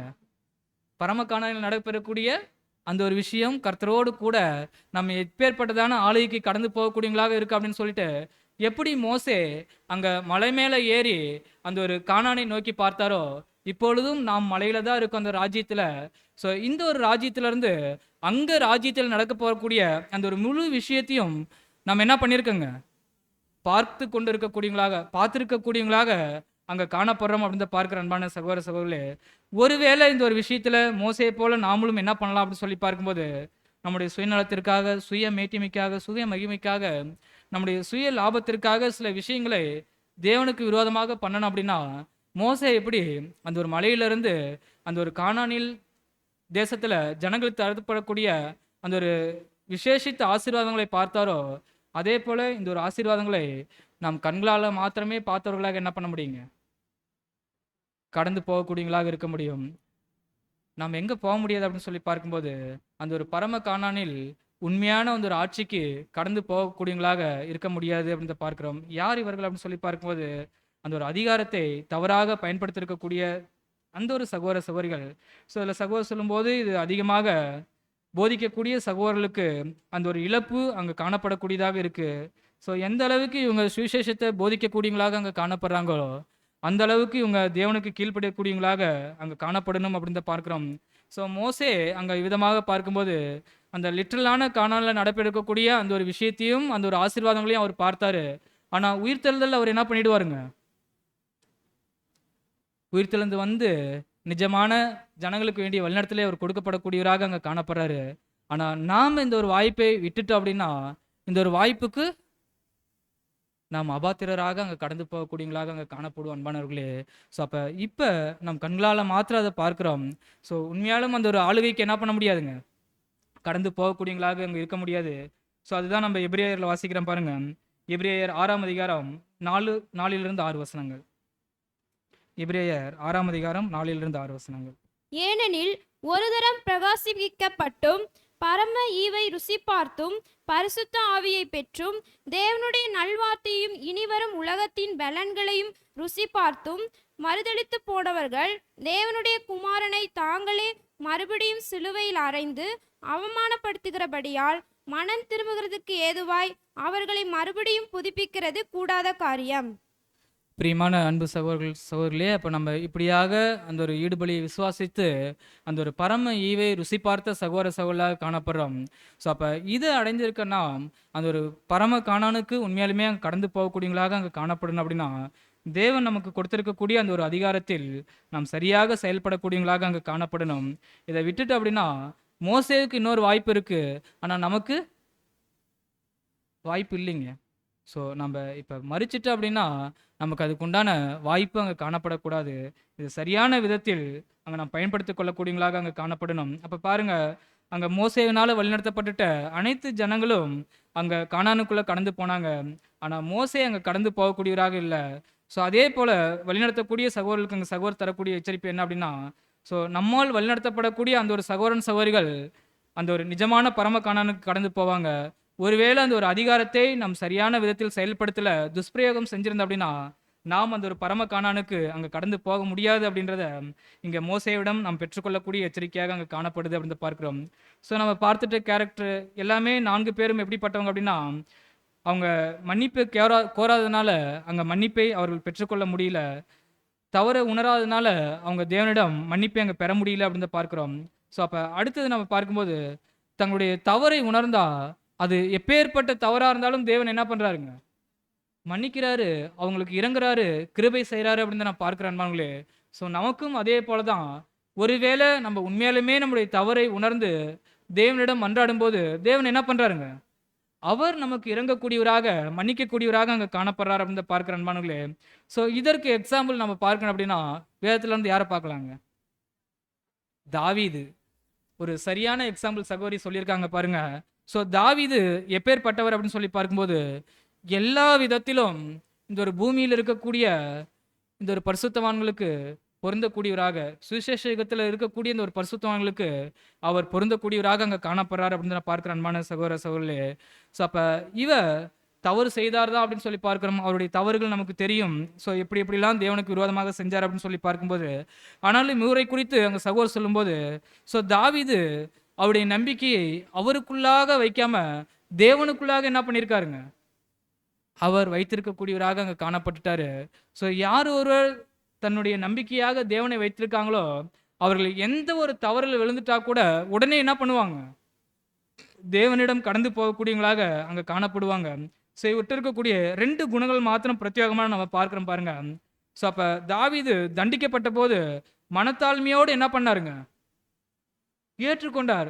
ஸோ நான் தவறு செஞ்சிருக்கேன், அதனால தேவன் என்ன பண்றாருங்க, என்னை தண்டிக்கிறார் அப்படின்றத மனத்தாழ்மையோடு ஏற்றுக்கொள்றார். ஸோ தேவனுடைய பிள்ளைகளாகிய நாமும் என்ன பண்ண அப்படின்னா, நாம் தேவனுடைய கருத்திலிருந்து சில சிக்ஷைகளை பெறும்போது, ஸோ எதனால் இந்த சிக்ஷையை பெறுறோம் அப்படின்னு சொல்லிட்டு உணர்ந்து அதை மிக தாழ்மையோடு ஏற்றுக்கொள்ளக்கூடிய அந்த ஒரு பக்குவம் நமக்கு வரக்கூடியதாக அங்கே காணப்படணும் அப்படின்னு பார்க்குற அன்பான சகோதர சொல்லு. ஸோ இன்னொரு விஷயங்கள் அங்கே சகோதரர் சொல்லும்போது சொல்கிறாரு, ஸோ ஒவ்வொரு புது சிருஷ்டிக்கும் அவருடைய தனிப்பட்ட ஒழுக்கத்தை விட எந்த கிரியும் மேலானது இல்லை. நம்ம தனிப்பட்ட வாழ்க்கையில் தனிப்பட்ட கிரியில் நம்ம ஒழுக்கமாக காணப்பட்டுட்டோம் அப்படின்னா இதை விட மேலான கிரியை என்ன பண்ண முடியாதுங்க, நம்ம எங்கேயும் காமிக்கக்கூடியவங்களாக இருக்க முடியாது அப்படின்னு பார்க்குற நண்பர்களே. இல்லைங்க பிரதர், நான் ஐக்கியத்தில் வரும்போது சகோதர சகோதரோட கூட வரும்போது நான் என்ன பண்ணுவேங்க, நான் என்னுடைய ஒழுக்கமான வாழ்க்கையை ஜீவியத்தை காமிப்பேன். ஆனால் தனிப்பட்ட ஜீவியம் அப்படின்னு எடுத்துக்கிட்டா அதெல்லாம் என்ன பண்ணிடக்கூடாது, நீங்கள் கேட்கக்கூடாது, பார்க்கக்கூடாது. ஸோ அப்படி இல்லை, அதுதான் அங்கே சகோதரர் சொல்கிறாரு. ஸோ அப்போ அந்த தனிப்பட்ட ஒழுக்கம் ஒவ்வொரு ஆவிக்குரிய ஜனங்களாக இருக்கக்கூடிய நமக்கு அங்கே மிக முக்கியமானதாக அங்கே காணப்படணும். ஒருவேளை நம்ம தனிப்பட்ட விதத்தில் தேவனுக்கு பிரியமாக ஜீவித்துட்டு அப்படின்னா அதை விட கஷ்டமான கிரியை மேலான கிரியை நம்ம எங்கேயும் காமிக்க தேவையில்ல, அது ஆட்டோமேட்டிக்காக இயற்கையாகவே என்ன பண்ண அப்படின்னு சொல்லி பார்க்கும்போது எல்லா விதத்திலும் நம்மிடம் அங்கே வரக்கூடியதாக அங்கே காணப்படும் அப்படின்னு பார்க்குற அன்பான சகோதர சகோதரர்களே. அப்போ தாவீது அநேக விதத்தில் விழக்கூடியவராக அங்கே காணப்பட்டுட்டார். ஆனால் தேவனிடம் நெருங்கி போகும்போது அந்த ஒரு மன்னிப்பை பெற்று அவர் தேவனுக்கு பிரியமான ஒரு பிள்ளையாக வாழக்கூடியவராக அங்கே காணப்பட்டிருக்கார் அப்படின்னு நான் பார்க்குற அன்பானவர்களே. ஸோ இது தாவீதிடம் நாம் கற்றுக்கொள்ளக்கூடிய பாடமாக அங்கே காணப்படுது. ஸோ வேற யாராவது நம்ம பார்க்கணும் அப்படின்னா யாரை பார்க்க முடியுங்க, யோபுங்களா? யோபு தேவன்ட்டே என்ன பண்ணாருங்க, நியாயம் கற்பிக்கக்கூடியவராக கடைசியாக காணப்பட்டுட்டாரு. நான் என்ன தப்பு செஞ்சேன், இந்த ஒரு தண்டனை எனக்கு அப்படின்னு சொல்லிட்டு. வேற யாரை சொல்லாங்க, பவுல், பேதுரு. பிரியமானவர்களே, நம்ம பார்க்கலாம் பாருங்க, பழைய ஏற்பாட்டு காலத்துல ஆகாப் ஆகாப்னு உடனே நமக்கு என்ன ஞாபகம் வருதுங்க? தன்னுடைய பொண்டாட்டிக்கு இசைவான புருஷன். அதாவது மனைவி சொல்லாத தட்டாத ஒரு கணவன், மனைவியுடைய அனைத்து காரியங்களுக்கும் இசைந்து போகக்கூடிய ஒரு ராஜா. ஸோ அப்போ இவர் எப்படிப்பட்டவராக இருந்தார் அப்படின்னு சொல்லி பார்க்கும்போது, எல்லா விதத்திலும் எசபேல் எப்படி நடந்தாங்களோ அதை முழுமையாக செய்யக்கூடிய ஒரு ராஜாவாக அவர் காணப்பட்டுட்டார் அப்படின்னு பார்க்குறோம். ஸோ ஆகாப் கடைசியாக என்ன பண்ணுறாருங்க அப்படின்னு சொல்லி பார்க்கும்போது, அங்கே நாபோத்துடைய தோட்டத்தை இவர் பார்த்து அது வேணும் அப்படின்றாரு. நாபோத் என்ன சொல்லிடுறாரு அப்படின்னா, இது என்னுடைய பிதாவுடைய சுதந்திரம், இதை என்ன பண்ண மாட்டேங்க, நான் தரமாட்டேன் அப்படின்னு சொல்லிடுறாரு. ஆனால் ஆகாப் எல்லா விதத்திலும் அதை எப்படியாவது வாங்கிக்கணும் அப்படின்னு சொல்லிட்டு, நான் உனக்கு இதுக்கு உண்டான பணத்தை தரேன், இல்லை இதே போல் ஒரு திராட்சை தோட்டத்தை தரேன், ஸோ நீ என்ன கேட்குறியோ கொடுத்துற அப்படின்னு சொல்லி சொல்கிறாரு. ஆனால் நாபோத் என்ன பண்ணலைங்க, அது அவர் கொடுக்கக்கூடியவராக அங்கே காணப்படலை. ஸோ இப்போ மனைவியை வைத்து ஆகாப் என்ன பண்ணுறாரு அப்படின்னு சொல்லி பார்க்கும்போது, அதை அபகரித்து கொள்ளக்கூடியவராக அங்கே காணப்படுறாரு. ஸோ அப்போ இது எலியா தீர்க்கதரிசிக்கு தெரியும் போது, எலியா தீர்க்கதரிசி என்ன பண்ணுறாருங்க, நேரடியாகவே வந்து நீங்கள் செய்த காரியம் தெரியாது நினச்சிட்டு இருக்கீங்களா அப்படின்னு சொல்லிட்டு அங்கே ஆகாப்கிட்ட பேசக்கூடியவராக காணப்படுறாரு. ஆகாப் அந்த ஒரு மறைவான காரியத்தையும் நீ கண்டுபிடித்தாயோ அப்படின்னு சொல்லிட்டு அங்கே எலியா மேலே கோபம் கொள்ளக்கூடியவராக அங்கே காணப்படுறார் அப்படின்னு சொல்லி பார்க்குறோம். ஸோ அப்போ தேவன் எலியா மூலம் சில தண்டனையை தரும்போது, இப்போ ஆகாப் என்ன பண்ணுறாரு அப்படின்னு சொல்லி பார்க்கும்போது, அவர் ஒரு கொடூரமான கீழ்ப்படியாத தன்னுடைய மனைவிக்கு பிரியமான ராஜாவாக இருந்துட்டாலும் அந்த ஒரு தண்டனையை சொன்ன உடனே இவர் என்ன பண்ணுறாருங்க, ஆகாப் என்ன பண்ணுறாருங்க, மனத்தாழ்மையே ஓடி போய் தேவனுடைய காலில் விழுந்துடுறாருங்க. ஸோ நம்ம வசனத்தில் வாசிக்கலாம் பாருங்க, 1 ராஜாக்கள் 21ஆம் அதிகாரம் 27வது வசனம். 1 ராஜாக்கள் 21:27. ஆகாப் இந்த வார்த்தைகளை கேட்டபொழுது தன் வஸ்திரங்களை கிழித்து தன் சரீரத்தின் மேல் ரெட்டை போத்துக்கொண்டு உபவாசம் பண்ணி ரெட்டிலே படுத்து தாழ்மையாய் நடந்து கொண்டான். அப்போ பாருங்க, அவருக்கு தண்டனை அப்படின்னு சொன்னோடனே ஆகாப் என்ன பண்ணிடுறாருன்னா, ஓடி போய் தேவனுடைய காலில் விழக்கூடியவராக அங்கே காணப்படுறாரு. ஸோ அதுக்கு தான் தேவன் சொல்றாரு பாருங்க, திரும்ப எலியா கிட்ட 29 வாசிங்க சிஸ்டர். அதில் ஆகாப் எனக்கு முன்பாக தன்னை தாழ்த்தினதை கண்டாயா? அவன் எனக்கு முன்பாக தன்னை தாழ்த்துகிறபடியால் நான் அவன் நாட்களில் அந்த பொல்லாப்பை வரப்பண்ணாமல் அவன் குமாரர் நாட்களில் அதை அவன் வீட்டின் மேல் வரப்பண்ணுவேன் என்றார். பிரியமானவர்களே, அப்போ பாருங்க, நம்ம பொல்லாத ராஜாவுக்கு ஒரு எக்ஸாம்பிள் சொல்லுங்க அப்படின்னா நம்முடைய நினைவுக்கு வரக்கூடியவர் யாருன்னா ஆகாப் தான். ஆனாலும் அவர் தனக்கு தண்டனை அறிவிக்கப்பட்ட போது என்ன பண்றாரு அப்படின்னு சொல்லி பார்க்கும்போது, ஓடி போய் தேவனுடைய கரத்தில் அங்கே விழக்கூடியவராக அங்கே காணப்படுறாரு அப்படின்னு பார்க்குற அன்பானவர்களே. ஸோ அப்போ பாருங்க, அவருடைய நாட்களில் அந்த ஒரு தண்டனை வராதபடிக்கு தேவன் என்ன பண்ணுறாரு அப்படின்னா அவருக்கு அங்கே கிருபை செய்யக்கூடியவராக அங்கே காணப்படுறாரு. அதனால அந்த ஒரு மன்னிப்பை அவர் பெறக்கூடியவராக அங்கே காணப்படுறாரு அப்படின்னு பார்க்குற அன்பானவர்களே. ஸோ இதில் நமக்கு இருக்கக்கூடிய பாடங்கள் என்ன அப்படின்னு சொல்லி பார்க்கும்போது, ஸோ நம்முடைய பலவீனங்கள், நம்முடைய குறைகள் அங்கே தேவன் எப்பொழுது நமக்கு உணர்த்தக்கூடியவராக அங்கே காணப்படுறாரோ, அது எவ்வளோ மீறி நம்ம செய்த பாவங்களாக இருந்தாலும் குற்றங்களாக இருந்தாலும் அது நம்முடைய நினைவுக்கு, நம்முடைய உணர்த்துதலுக்கு வரும்போது நம்ம என்ன பண்ணிடணுங்க, ஓடி போய் தேவனுடைய கரத்தில் அவருடைய பாதத்தில் நாம் விழக்கூடியவங்களாக அங்கே காணப்படும் அன்பான சகோதர சகோதரர்களே. ஸோ மீண்டும் அந்த ஒரு தவறை நாம் செய்யாதபடிக்கு அவரிடம் மன்னிப்பை பெற்றுக்கொள்ளக்கூடியவங்களாக அங்கே காணப்படணும். ஸோ இதுதான் நம்ம போகும்போது அங்கே சங்கீதத்தில் நம்ம வாசிக்கிறோம் பாருங்க, தாவீது சொன்ன மாதிரி சங்கீதம் 51:4 வாசிங்க சிஸ்டர்.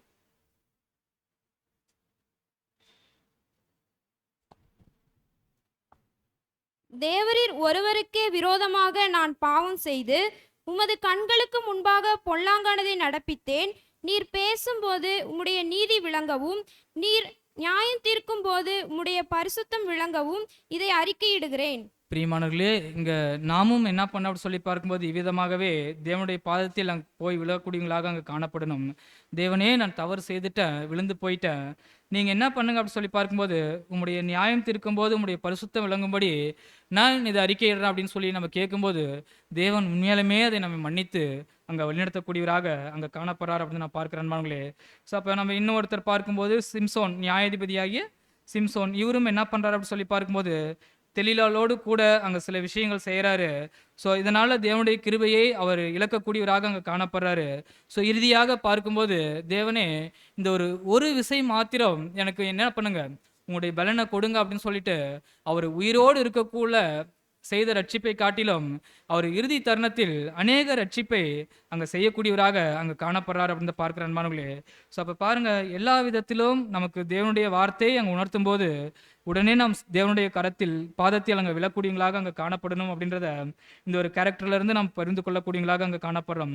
ஸோ அப்போ இறுதியாக பார்க்கும்போது தேவன் தண்டிக்கணும் அப்படின்னு சொல்லிட்டு நினைக்கிறவங்கள நாம் மன்னிச்சோம் அப்படின்னா நமக்கு தண்டனை உண்டு. ஸோ இதுக்கு எக்ஸாம்பிள் யாரை பார்க்கலாங்க? தேவன் தண்டிக்கணும் அப்படின்னு சொல்லிட்டு நினைக்கிறவங்களுக்கு நாம் இறங்கணும் அப்படின்னு சொன்னால் நமக்கும் தண்டனை உண்டு அப்படின்றவங்களுக்கு யாரை எக்ஸாம்பிள் பார்க்கலாங்க? அப்படின்னா ஏலி. ஏலி எப்பேற்பட்டவருங்க அப்படின்னா ஒரு ஆசாரியன் அங்கே ஜனங்களை வழிநடத்தக்கூடிய ஒரு பொறுப்பில் காணப்படுறாரு. இஸ்ரேல் ஜனங்களை நியாயம் விசாரிக்கக்கூடிய ஒருவராக அங்கே காணப்படுறாரு. ஆனாலும் மற்ற விஷயத்தில் ஒரு சரியாக இருந்துட்ட போதிலும் தன்னுடைய பிள்ளைகள் விஷயத்தில் என்ன பண்ணலைங்க, ஒரு சரியான ஒரு தகப்பனாக அங்கே காணப்பட முடியல அப்படின்னு சொல்ல முடியுங்களா நம்ம?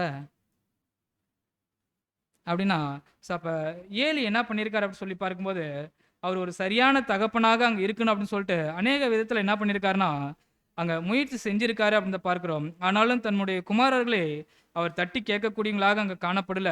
ஸோ அதனால இவர் என்ன பண்ணிட்டார் அப்படின்னு சொல்லி பார்க்கும்போது தன்னுடைய குமாரர்களுக்கு அங்கே உறுதுணையாக இருக்கக்கூடியவராக அங்கே காணப்பட்டுட்டார் அப்படின்னு பார்க்குறோம். இன்னுமாக பார்க்கும்போது தன்னுடைய ஆசாரிய ஊழியத்திற்கே இவர் என்ன பண்ணிட்டாருங்க, ஒரு பலவீனத்தை ஏற்படுத்தக்கூடிய ஒரு ஆசாரியனாக அங்கே காணப்பட்டுட்டார் அப்படின்னு பார்க்குறோம். நமக்கு தெரியும் அந்த ஒரு சம்பவம் எல்லாம். ஸோ அப்போ இறுதி நாளில் ஏலி என்ன பண்ணியிருக்கணும் அப்படின்னா தனக்கு அடுத்தது இந்த ஒரு ஊழியத்தில் தன்னுடைய பிள்ளைகளை என்ன பண்ணியிருக்கணுங்க, சரியாக பயிற்றுவிக்கக்கூடியவராக அங்கே காணப்பட்டிருக்கணும் அப்படின்னு பார்க்குறோம். ஆனால் இவருடைய காலத்தில் பார்க்கும்போது தேவனுடைய வார்த்தை இவர்களுக்கு அரிதாகவே அங்கே காணப்படக்கூடியதாக அங்கே காணப்பட்டுச்சு. ஸோ இவருடைய பிள்ளைகளும் எப்படி இருக்காங்க அப்படின்னு சொல்லி பார்க்கும்போது அங்கே தேவனை வணங்க வரக்கூடிய அந்த ஒரு ஸ்திரீகளோடு தவறாக நடக்கக்கூடியவங்களாக காணப்பட்டிருக்காங்க. அந்த ஒரு பலியை பலவீனமாக பிடுங்கக்கூடியவங்களாக அங்கே காணப்பட்டிருக்காங்க அப்படின்னு பார்க்குறோம். ஸோ அப்போ ஏலி இந்த ஒரு விஷயத்தெல்லாம் வைத்து பார்க்கும்போது தன்னுடைய பிள்ளைகளை எப்படி நினச்சிட்டாங்க அப்படின்னு சொல்லி பார்க்கும்போது தேவன் தனக்கு கொடுத்திருக்கக்கூடிய இந்த ஒரு ஊழியத்தை விட என்ன பண்ணியிருக்காருங்க, பெரிதாக நினைக்கக்கூடியவராக அங்கே காணப்பட்டிருக்கார் அப்படின்னு பார்க்குற அன்பானவர்களே. ஆனாலும் அவர் என்ன பண்ணியிருக்காரு அப்படின்னு சொல்லி பார்க்கும்போது சில விஷயங்களை தன்னுடைய பிள்ளைகளை கூப்பிட்டு அங்கே பேசக்கூடியவராக காணப்பட்டிருக்காரு. நம்ம வசனத்தில் வாசிக்கலாம் பாருங்க. 1 சாமுவேல் 2ஆம் அதிகாரம் 25வது வசனம். மனுஷருக்கு விரோதமாக மனுஷன் பாவம் செய்தால் நியாயாதிபதிகள் அதை தீர்ப்பார்கள். ஒருவன் கர்த்தருக்கு விரோதமாய் பாவம் செய்வானேயாகில் அவனுக்காக விண்ணப்பம் செய்யத்தக்கவன் யார் என்றார். அவர்களோ தங்கள் தகப்பன் சொல்லை கேளாமற் போனார்கள். அவர்களை சங்கரிக்க கர்த்தர் சித்தமாய் இருந்தார். பிரியமானவர்களே, அப்போ ஏலி கூப்பிட்டு தன்னுடைய பிள்ளைகள்கிட்ட கேட்குறாருங்க, மனுஷர்கள் விரோதமாக பாவம் செஞ்சால் என்ன பண்ணலாங்க, நியாயாதிபதிகளை வந்துட்டு நியாயம் தீர்ப்பாங்க. ஆனால் நீங்கள் செய்யக்கூடிய பாவங்கள்லாம் எப்படி இருக்குங்க, தேவனுக்கு விரோதமாக இருக்கே அப்படின்னு சொல்லிட்டு அங்கே ஏலி பேசக்கூடியவராக அங்கே காணப்பட்டிருக்காரு. ஆனாலும் தன்னுடைய பிள்ளைகள் என்ன பண்ணல அப்படின்னு சொல்லி பார்க்கும்போது அங்கே செவி சாய்க்கக்கூடியவங்களாக அங்கே காணப்படலை அப்படின்னு பார்க்குற அன்பானவர்களே. ஸோ அப்போ இன்னொரு வசனங்க வாசிக்கலாம் பாருங்க. 2:29 அதில் வாசிங்க சிஸ்டர். 29ஆம் வசனம். என் வாசஸ்தலத்திலே செலுத்தும்படி நான் கட்டளையிட்ட என் பலியையும் என் காணிக்கைகளையும் நீங்கள் உதைப்பானேன். என் ஜனமாகிய இஸ்ரேலின் காணிக்கைகளை எல்லாம் பிரதானமானவைகளை கொண்டு உங்களை கொழுக்க பண்ணும்படிக்கு நீ என்னை பார்க்கலும் உன் குமாரரை மதிப்பானேன் என்றார். அப்போ பாருங்க, அங்கே இருக்கக்கூடிய இஸ்ரேல் ஜனங்கள் யாராவது தவறு செய்திருந்தா ஏலி என்ன பண்ணியிருப்பாருங்க, உடனே கூப்பிட்டு நியாயம் விசாரிச்சிருப்பாரு. ஆனால் உங்களுடைய பிள்ளைகள் விஷயத்தில் ஏலி என்ன பண்ணியிருக்காருங்க, அங்கே சரியாக செயல்பட முடியாதவராக அங்கே காணப்பட்டிருக்கா.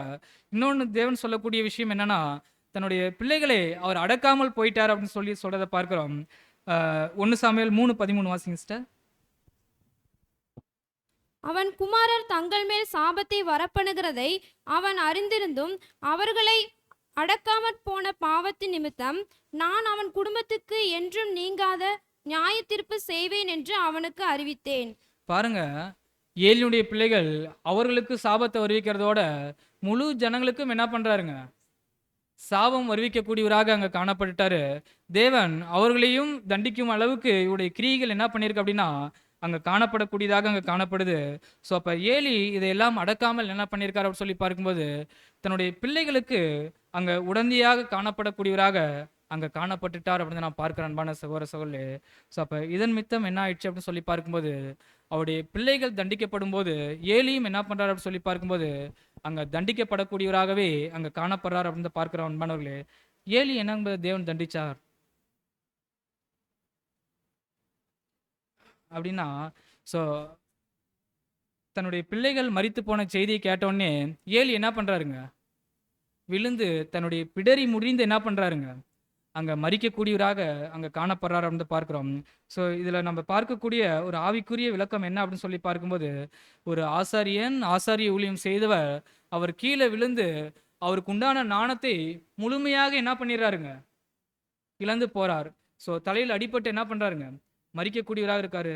தலை நாணத்தை அங்கே அடையாளப்படுத்தக்கூடியதாக இருக்கு. அப்போ தேவனிடமிருந்து எவ்வளோ ஞானம் அறிவு நம்ம வாங்கியிருந்தாலும் அது சரியான விதத்தில் நம்ம பயன்படுத்தலை, அதற்கு ஏற்ற கிரியைகள் இல்லை அப்படின்னு சொல்லி பார்க்கும்போது அதை முழுமையாக இழந்து போயிட்டு நம்ம என்ன பண்ணுறோங்க, ஒருவேளை சில எச்சரிப்பான வார்த்தைகளுக்கு நாம் செவி சாய்க்கல அப்படின்னாலும் அது என்ன பண்ணுறோங்க, நம்முடைய நாணத்தை நாம் இழக்கக்கூடியவங்களாகவே அங்கே காணப்படுற அன்பான சகோதர சகோதரே. ஸோ அப்போ பாருங்க, இப்படியாகத்தான் அங்கே ஏலி காணப்பட்டிருக்கார் அப்படின்னு பார்க்குறோம். ஸோ அப்போ இப்படியாகத்தான் தன்னுடைய பிள்ளைகளுக்கு உடந்தையாக போயிட்டு இவரும் என்ன பண்ணுறாரு சொல்லி பார்க்கும்போது அந்த ஒரு ஆசாரி ஊழியத்திலிருந்தே தள்ளப்படக்கூடிய ஒரு ஊழியனாக அவர் காணப்படக்கூடியவராக அங்கே காணப்படுறார் அப்படின்னு பார்க்குற அன்பானவர்களே. ஸோ அப்போ இதெல்லாம் தேவன் நமக்கு கொடுக்கக்கூடிய எச்சரிப்பு. அப்போ மன்னிப்பு கேட்டால் மன்னிக்கணும், அவங்க உணரலை அப்படின்னு சொன்னால் நம்ம உணர விட்டுறணும். அதே போல் பார்க்கும்போது தேவன் யாரை தண்டிக்கணும்னு நினைக்கிறாரோ அவங்களோடு நம்முடைய உறவை என்ன பண்ணிடக்கூடாதுங்க, நாம் ஏற்படுத்தி கொள்ளக்கூடியவங்களாக அங்கே காணப்பட்டுடக்கூடாது.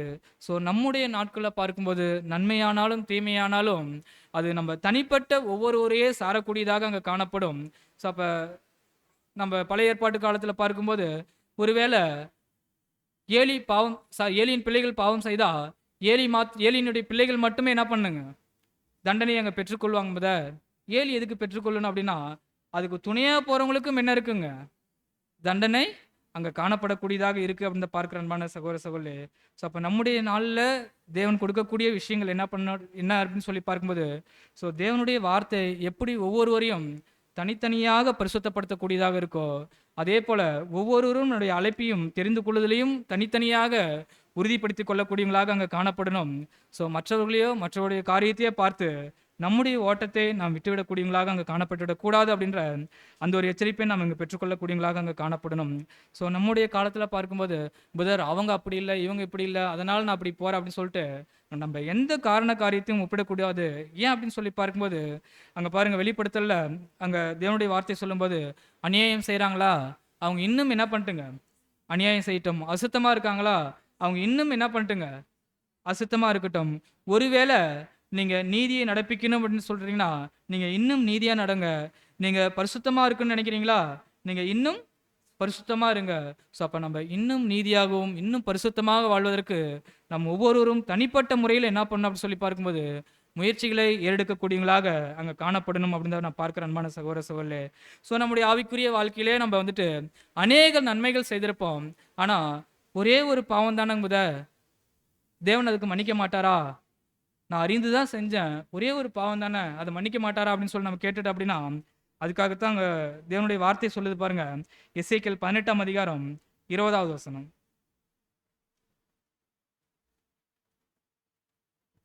எசேக்கியேல் 18ஆம் அதிகாரம் வசனம் 20. பாவம் செய்கிற ஆத்மாவே சாகும், குமாரன் தகப்பனுடைய அக்கிரமத்தை சுமப்பதுமில்லை, தகப்பன் குமாரனுடைய அக்கிரமத்தை சுமப்பதுமில்லை. நீதிமானுடைய நீதி அவன் மேல்தான் இருக்கும், துன்மார்க்கனுடைய துன்மார்க்கமும் அவன் மேல்தான் இருக்கும். பிரியமானவர்களே, அப்போ பார்க்கும்போது நம்ம ஒவ்வொருத்தருமே தனிப்பட்ட விதத்தில் தேவனுடைய ஆவியை பெற்றிருக்கோம். நம்ம நீதி செய்யணும் அப்படின்னு நினைக்கிறோமா, நம்ம இன்னும் என்ன பண்ணுங்க, நீதியை செய்யக்கூடியவங்களாக காணப்படணும். ஸோ அப்போ நீதிமானுடைய நீதி அவன் மேலே இருக்கும். நம்ம துன்மார்க்கமாக நடந்துட்டு அப்படின்னா அந்த ஒரு துன்மார்க்கத்துக்கு ஏதுவான தண்டனையை நாம் அங்கே பெற்றுக்கொள்ளக்கூடியவங்களாக அங்கே காணப்படுவோம். ஸோ அதுலேயே 24வது வசனம் வாசிங்க சிஸ்டர். நீதிமான் தன் நீதியை விட்டு விலகி அநீதி செய்து துன்மார்க்கன் செய்கிற சகல அருவருப்புகளின்படியும் செய்வானேயாகில் அவன் பிழைப்பானோ? அவன் செய்த அவனுடைய எல்லா நீதிகளும் நினைக்கப்படுவதில்லை. அவன் செய்த தன் துரோகத்திலேயும் அவன் செய்த தன் பாவத்திலேயும் சாவான். பிரியமான சகோதர சகோதரி, அப்போ இங்கே எசேக்கியேல் சொல்கிற மாதிரி, ஸோ ஒருவேளை ஒரு நீதிமான் தன்னுடைய நீதியை விட்டுட்டு அநீதி செய்கிறாங்க அப்படின்னா, அவன் செய்த நீதி என்ன பண்ணப்படாதுங்க, நினைக்கப்பட மாட்டாது. அவன் செய்த அநீதியிலேயே அவன் என்ன பண்ணுவாங்க, சாவான் அப்படின்னு நான் பார்க்குறோம். ஸோ அதுதான், நம்ம அநேக நன்மைகள் செய்திருக்கலாம், நீதியாக நடந்திருக்கலாம், ஆனால் ஒரே ஒரு தவறு, தேவனுக்கு விரோதமாக ஒரு பாவம் செய்துட்டு அப்படின்னா நாம் செய்த நீதி நினைக்கப்படாது. அந்த ஒரு அநீதி என்ன பண்ணுங்க, தேவனுடைய சமூகத்திற்கு முன்பாக நிற்கும். ஸோ இதற்கு நாம் தேவனுடைய கரத்திலே என்ன பண்ணிடணுங்க, போய் விழக்கூடியவங்களாக இருந்து அதற்கு உண்டான மன்னிப்பை நாம் பெற்றுக்கொள்ளக்கூடியவங்களாக அங்கே காணப்படணும் அப்படின்னு பார்க்குற அன்பானவர்களே. ஸோ இதுதான் தேவனுடைய தீர்ப்பாக அங்கே காணப்படுறது அப்படின்னு பார்க்குற அன்பானவர்களே. ஸோ இப்போ நம்ம நினைக்கலாம், பிரதர் அப்படிலாம் பார்த்தா இந்நேரம் நம்ம என்ன பண்ண முடியாதுங்க, தேவன் நம்முடைய பாவத்தை பார்த்தா இந்நேரம் நம்ம இங்கே உட்காந்துருக்க முடியாதே, இந்நேரம் நம்ம என்ன ஆயிருக்கணுங்க, மரணத்துக்கு ஏதுவான தண்டனையை அடியை வாங்கியிருக்கணுமே அப்படின்னு கேட்டுட்டோம் அப்படின்னா அன்பான சகோதர சகோதரே. ஸோ அப்போ நாமும் மரணத்திற்கு பாத்திரமானாக அங்கே காணப்படுவோம். எந்த விதத்தில் அப்படி சொல்லி பார்க்கும்போது, நாம் இங்கே உட்காந்துருக்கலாம், ஆனாலும் இந்த ஒரு ஆவிக்குரிய அறிவு என்ன ஆகாதுங்க, நம்மிடம் இருக்காது, அது மரித்து போயிருக்கிறதாக அங்கே காணப்படும் அன்பானவர்களே. ஸோ அப்போ தேவன் கொடுக்கக்கூடிய எந்த எச்சரிப்புக்கும் நம்முடைய இருதயம், நம்முடைய எண்ணம் அங்கே கடந்து போயிருக்கக்கூடியதாக காணப்பட்டிருக்காது. நம்ம ஆவிக்குரிய விதத்தில் என்ன பண்ணிட்டோங்க, மறிச்சிட்டோம். மாம்சம் மாத்திரமே இங்கே அமரக்கூடியதாக அங்கே காணப்பட்டிருக்கும் அப்படின்னு பார்க்குற அன்பானவர்களே. ஒருவேளை நாம் எல்லா விதத்திலும் தேவனுடைய பாதத்தில் விழுந்திருந்தோம் அப்படின்னா, அந்த ஒரு ஆவியினுடைய தூண்டுதலில் நாம் மீண்டும் தேவனிடம் அங்கே மன்னிப்பு பெற்றுக்கொள்ளக்கூடியவங்களாக அங்கே காணப்படுவோம் அப்படின்னு பார்க்குற அன்பானவர்களே. ஸோ அப்போ இறுதியாக நம்ம பார்க்கும்போது, நம்ம எல்லோருமே அந்த ஒரு பாவத்திலனால, விழுந்து போன சுபாவத்தில் இருக்கிறனால தேவன் உடனுடனே நம்மளை தண்டிக்காமல் என்ன பண்ணுறாரு அப்படின்னு சொல்லி பார்க்கும்போது, நம்முடைய பலவீனங்களுக்கு ஏற்ப நமக்கு சில ஆலோசனையும் அறிவுரைகளையும் அங்கே கொடுக்கக்கூடியவராக அங்கே காணப்படுறாரு. ஸோ அதற்கு ஒரு எல்லையை அவர் நியமித்திருக்கக்கூடியவராக அங்கே காணப்படுறாரு. அந்த ஒரு எல்லைக்கு மீறி போகும்போது தேவனுடைய கரத்திலிருந்து நேரடியாக என்ன இருக்குங்க, நமக்கு அடி அங்கே இருக்கக்கூடியதாக அங்கே காணப்படுது அன்பான சகோதர சகோதரே. ஸோ அப்போ தேவன் அதற்கும் ஒரு எல்லை வைத்திருக்காரு. நம்ம என்ன பண்ணிடக்கூடாதுங்க, தேவன் எல்லா விதத்துலையும் நம்மளை மன்னிக்கிறாரே, தண்டிக்கலையே அப்படின்னு சொல்லிட்டு என்ன பண்ணிடக்கூடாதுங்க, நாம் துணிகரமாக இருந்துடக்கூடாது அப்படின்னு பார்க்குறோம். ஸோ அதான் நம்ம பிரசங்கில் வாசிக்கும் போது, உடனே தண்டனை இல்லாதனால மனுஷருடைய இருதயம் எப்படி ஆயிடுது அப்படின்னு சொல்லி பார்க்கும்போது, பிரசங்கி 8ஆம் அதிகாரம் 11வது வசனம். துர்க்கிரியைக்கு தக்க தண்டனை சீக்கிரமாய் நடவாதபடியால் மனுபுத்திரரின் இருதயம் பொல்லாப்பை செய்ய அவர்களுக்குள்ளே துணிகரம் கொண்டிருக்கிறது. பிரியமானவர்களே, அப்போ பாருங்க, நாம் செய்யக்கூடிய துர்க்கிரியைக்கு ஏற்ப தண்டனை உடனே வரலையே, தேவனுடைய பார்வையிலிருந்து நான் எப்படி இருக்கேங்க, விலகி இருக்கேன், தேவன் என்னை மன்னிக்கிறாரு அப்படின்னு சொல்லிட்டு நம்ம அப்படியே கடந்து போயிடக்கூடாது. ஸோ அப்போ பாருங்க, துர்க்கிரியைக்கு தக்க தண்டனை சீக்கிரமாய் நடவாமபடியால் மனுபுத்திரருடைய இருதயம் எப்படி இருக்குங்க, பொல்லாப்பை செய்ய துணிகரம் கொண்டிருக்குது அப்படின்னு பார்க்குறோம். ஸோ ஒருவேளை நம்முடைய குற்றங்களுக்கும் குறைகளுக்கும் உடனே அங்கே தண்டனை வரல அப்படின்றதுனால நம்ம என்ன பண்ணிடக்கூடாதுங்க, இன்னும் அதிலே நிலைச்சிருக்கலாம் அப்படின்னு சொல்லிட்டு போயிடக்கூடாது அன்பானவர்களே. ஸோ நம்ம என்ன பண்ணோம் அப்படின்னா, அதிலிருந்து வெளியே வருவதற்கு ஒரு முயற்சியும் தேவனிடத்துலேருந்து அந்த ஒரு பலனையும் பெற்றுக்கொள்ளக்கூடியவங்களாக அங்கே காணப்படணும். ஸோ அப்போ கடந்து போயிடுச்சு அப்படின்னா அது துணிகரமாக ஆகிடும். அதை நம் தேவனுடைய பாதத்திலிருந்து, தேவனுடைய கையிலேருந்து நம்மை நாம் விடுவித்து கொள்ளக்கூடியவங்களாக அங்கே காணப்படுவோம் அப்படின்னு நான் பார்க்குறேன் அன்பானவர்களே. ஆனால் தேவன் கொடுக்கக்கூடிய அந்த ஒரு வார்த்தையை என்ன பண்ணோம் அப்படின்னு சொல்லி பார்க்கும்போது, நம்மள்கிட்ட போட்டுட்டாரா, அது வெறுமையாக என்ன பண்ணாதுங்க, அவரிடம் போகாது. தேவன் என்ன நினைக்கிறாரோ அதை செய்த முடித்த பிறகுதான் என்ன பண்ணுங்க, அந்த ஒரு வார்த்தை அவரிடம் அங்கே கடந்து போகக்கூடியதாக இருக்கும். இது நமக்கு தெரிந்த விஷயம் அப்படின்னு சொல்லி பார்க்கிறோம். ஸோ பாருங்க, மாரியும் உறைந்த மழையும் வானத்திலிருந்து இறங்கி அவ்விடத்திற்கு திரும்பாம எப்படி இது பூமியில பூண்டையும் புல்லையும் அங்கே கொடுக்கக்கூடியதாக காணப்படுதோ, உழுகிறவர்களுக்கு ஏற்ப அந்த ஒரு விளைச்சலை கொடுக்கக்கூடியதாக அங்கே காணப்படுதோ, ஸோ அதற்கு பிறகு அந்த ஒரு மழை என்ன பண்ணுதுங்க, ஆவியாக திரும்ப வானத்துக்கே அங்கே போகக்கூடியதாக இருக்கு. ஸோ அதே போல பரத்திலிருந்து கொடுக்கக்கூடிய நம்முடைய பரமபிதாவினுடைய வார்த்தை அது எங்கே விழுந்ததோ நம்மிடம் விழுந்திருக்கக்கூடியதாக அங்கே காணப்படுது. ஸோ இந்த ஒரு வார்த்தை நமக்கு வேண்டிய அந்த ஒரு முளைப்பிதழை ஜெனிப்பிதழை அங்கே கொடுத்த பிறகுதான் என்ன பண்ணுங்க, அது திரும்ப போகக்கூடியதாக அங்கே காணப்படும் அப்படின்னு பார்க்கிறோம். ஸோ இது எந்த அளவுக்கு நம்ம உணர்ந்திருக்கோமோ அந்த அளவுக்கு நம்மிடம் அங்கே கிரியை செய்யக்கூடியதாக அங்கே காணப்படும். அன்பான சகோதர சகோதரர்களே, ஒருவேளை கிரியே இல்லை அப்படின்னா அது என்ன ஆயிடுச்சுங்க, அங்கே விதையே விழுகலைங்க. அதனால முளைப்பித்திலும் என்ன ஆகலைங்க, அங்கே வளரக்கூடியதாக அங்கே காணப்படலை. ஸோ அப்போ நம்ம மிகுந்த எச்சரிப்பாக அங்கே காணப்படணும். ஸோ எப்போ தேவனுடைய வார்த்தை நம்மை தாக்கக்கூடியதாக நம்மை உணர்த்தக்கூடியதாக அங்கே காணப்படுதோ உடனே நம்ம வந்துட்டு அதை அலசி ஆராய்ந்து பார்க்கக்கூடியவங்களாக அங்கே காணப்படணும் அப்படின்னு பார்க்குறோம். ஸோ அப்போ ஒரு காலம் தேவன் கொடுக்கக்கூடியவராக இருக்காரு. தேவன் கொடுத்த அந்த ஒரு காலம் முடிஞ்சிடுச்சு அப்படின்னா தேவன் என்ன பண்ண மாட்டாருங்க, எந்த விதத்திலும் நம்மோடு அங்கே தொடர்பு வைத்துக் கொள்ளக்கூடியவராக அங்கே இருக்க மாட்டார் அப்படின்னு சொல்லி பார்க்குற அன்பானவர்களே. சரிங்க பிரதர், அப்போ நாம் செய்த பாவத்திற்கு என்னதான் நிவாரணம்? ஒருவேளை என்னுடைய இருதயத்திலும் என்ன இருக்குங்க, தேவனுக்கு மறைவா இருக்குன்னு சொல்லிட்டு சில குற்றங்களே எண்ணங்களே நான் வச்சிருக்கேன். அது என்னதான் பண்றது, அதை எப்படி நான் எடுத்து போடுறது அப்படின்னா அதுக்கு தான் யோவான் சொல்றாரு பாருங்க. யோவான் 1:9. உலகத்திலே வந்து எந்த மனுஷனையும் பிரகாசிப்பிக்கின்ற ஒளியே அந்த மெய்யான ஒளி. சாரி, 1 யோவான் 1:9. 1 யோவான் 1:9. இவைகள் நம்முடைய பாவங்களை நாம் அறிக்கையிட்டால் பாவங்களை நம்மைக்கு மன்னித்து எல்லா அநியாயத்தையும் நீக்கி நம்மை சுத்திகரிப்பதற்கு அவர் உண்மையும் நீதியும் உள்ளவராய் இருக்கிறார். பிரியமான அன்பு சகோதர சகோதரர்களே, அதாவது நமக்கு மறைவாகவும் தேவனுக்கு மறைவாகவும் நம்ம எந்த விதத்திலும் விழுந்து போகிறது இல்லைங்க. ஸோ அப்போ நாம் தேவனுக்கு மறைக்கிறோம் அப்படின்னு சொல்லிட்டு நம்முடைய இருதயத்தில் ஒரு காரியங்கள் இருக்குது அப்படின்னா அது தேவனுக்கு துணிகரமாக நாம் செய்யக்கூடிய ஒரு விஷயமாக அங்கே காணப்படுது. ஸோ அது நாம் ஒவ்வொருவருக்கும் தேவனுக்கும் தெரிந்த ஒரு விஷயமாக அங்கே காணப்படும். ஸோ அதை உடனே என்ன பண்ணிடணுங்க, நாம் அறிக்கை செய்து அதை விட்டுவிடக்கூடியவங்களாக அங்கே காணப்படணும். ஸோ அநேக விதத்தில் நமக்கு பழக்கமான ஒரு வார்த்தை வசனம் அப்படின்னு தான் பார்க்குறோம். ஸோ அதை உடனே நம்முடைய இதயத்திலேருந்து என்ன பண்ணணும் அப்படின்னா எடுத்து போடக்கூடியவங்களாக அங்கே காணப்படணும் அப்படின்னு பார்க்குற அன்பானவர்களே. ஒருவேளை இவ்வளோ காரியங்கள் நம்ம தெரிந்திருக்கோம், தெரிந்து கொண்டு அதில் விழுறோம் அப்படின்னா காரணம் என்னவா இருக்குங்க? இதெல்லாம் எனக்கு முன்னாடியே தெரியும், இதெல்லாம் எனக்கு தெரியாது இல்லை, இவ்வளோ பாடத்தையும் நான் என்ன பண்ணியிருக்கேங்க, முன்னாகவே நான் எச்சரிப்பாக பெற்றிருக்கேன் அப்படின்னு சொல்லிட்டாலும் நான் துணிகரமாகவே இருப்பேன், இப்படி தான் இருப்பேன் அப்படின்னா அதுக்கு என்ன காரணமாக இருக்குங்க அப்படின்னா துணிகரம், மேட்டிமை அப்படின்னு நான் பார்க்குறோம். ஸோ இதுதான் நம்ம நீதிமொழிகளில் வாசிக்க போகிறோங்க. நீதிமொழிகள் 16:18. பேதையர் புத்தியினத்தை நீதிமொழிகள் 16:18. அழிவுக்கு முன்னானது அகந்தை, விழுதலுக்கு முன்னானது மனமேட்டிமை. பிரியமானவர்களே, அப்போ இவ்வளோ எச்சரிப்பும் தேவன் கொடுத்து நம்ம ஒரு துணிகரமாக இருக்குது அப்படின்னு சொல்லி பார்க்கும்போது அந்த ஒரு மனமேட்டிமை, எல்லாம் எனக்கு தெரியுங்க, நான் விழுந்துட்டேன் அப்படின்னா அது எப்படியாவது சரி செய்து கொள்ளுவேன், ஸோ அது தேவன் கண்டுக்க மாட்டார் அப்படின்னு சொல்லிட்டு நாம் நம்மை நாமே சாட்டிஸ்ஃபைட் பண்ணிட்டு அப்படின்னா ஒரு மனமேட்டிமை நமக்குள்ளாக அங்கே காணப்படுது. ஸோ இப்படிப்பட்ட மனமேட்டிமை உள்ளவர்கள் கர்த்தருடைய பார்வையில் எப்படி இருக்காங்க? அருவருப்பானவர்கள் அப்படின்னு தான் பார்க்கிறோம். ஸோ அதுதான் நம்ம 5வது வசனத்தில் வாசிக்கிறோம் பாருங்க. மனமேட்டிமை உள்ளவன் எவனும் கர்த்தருக்கு அருவருப்பானவன், கையோடு கை கோத்தாலும் அவன் தண்டனைக்கு தப்பான். பிரியமான அன்பு சகோதர சகோதரர்களே, அப்போ இப்பேற்பட்டதான ஒரு மனமேட்டிமை உள்ளவருடைய ஜெபம் தேவனுடைய பாதத்திற்கும் அங்கே எட்டாது.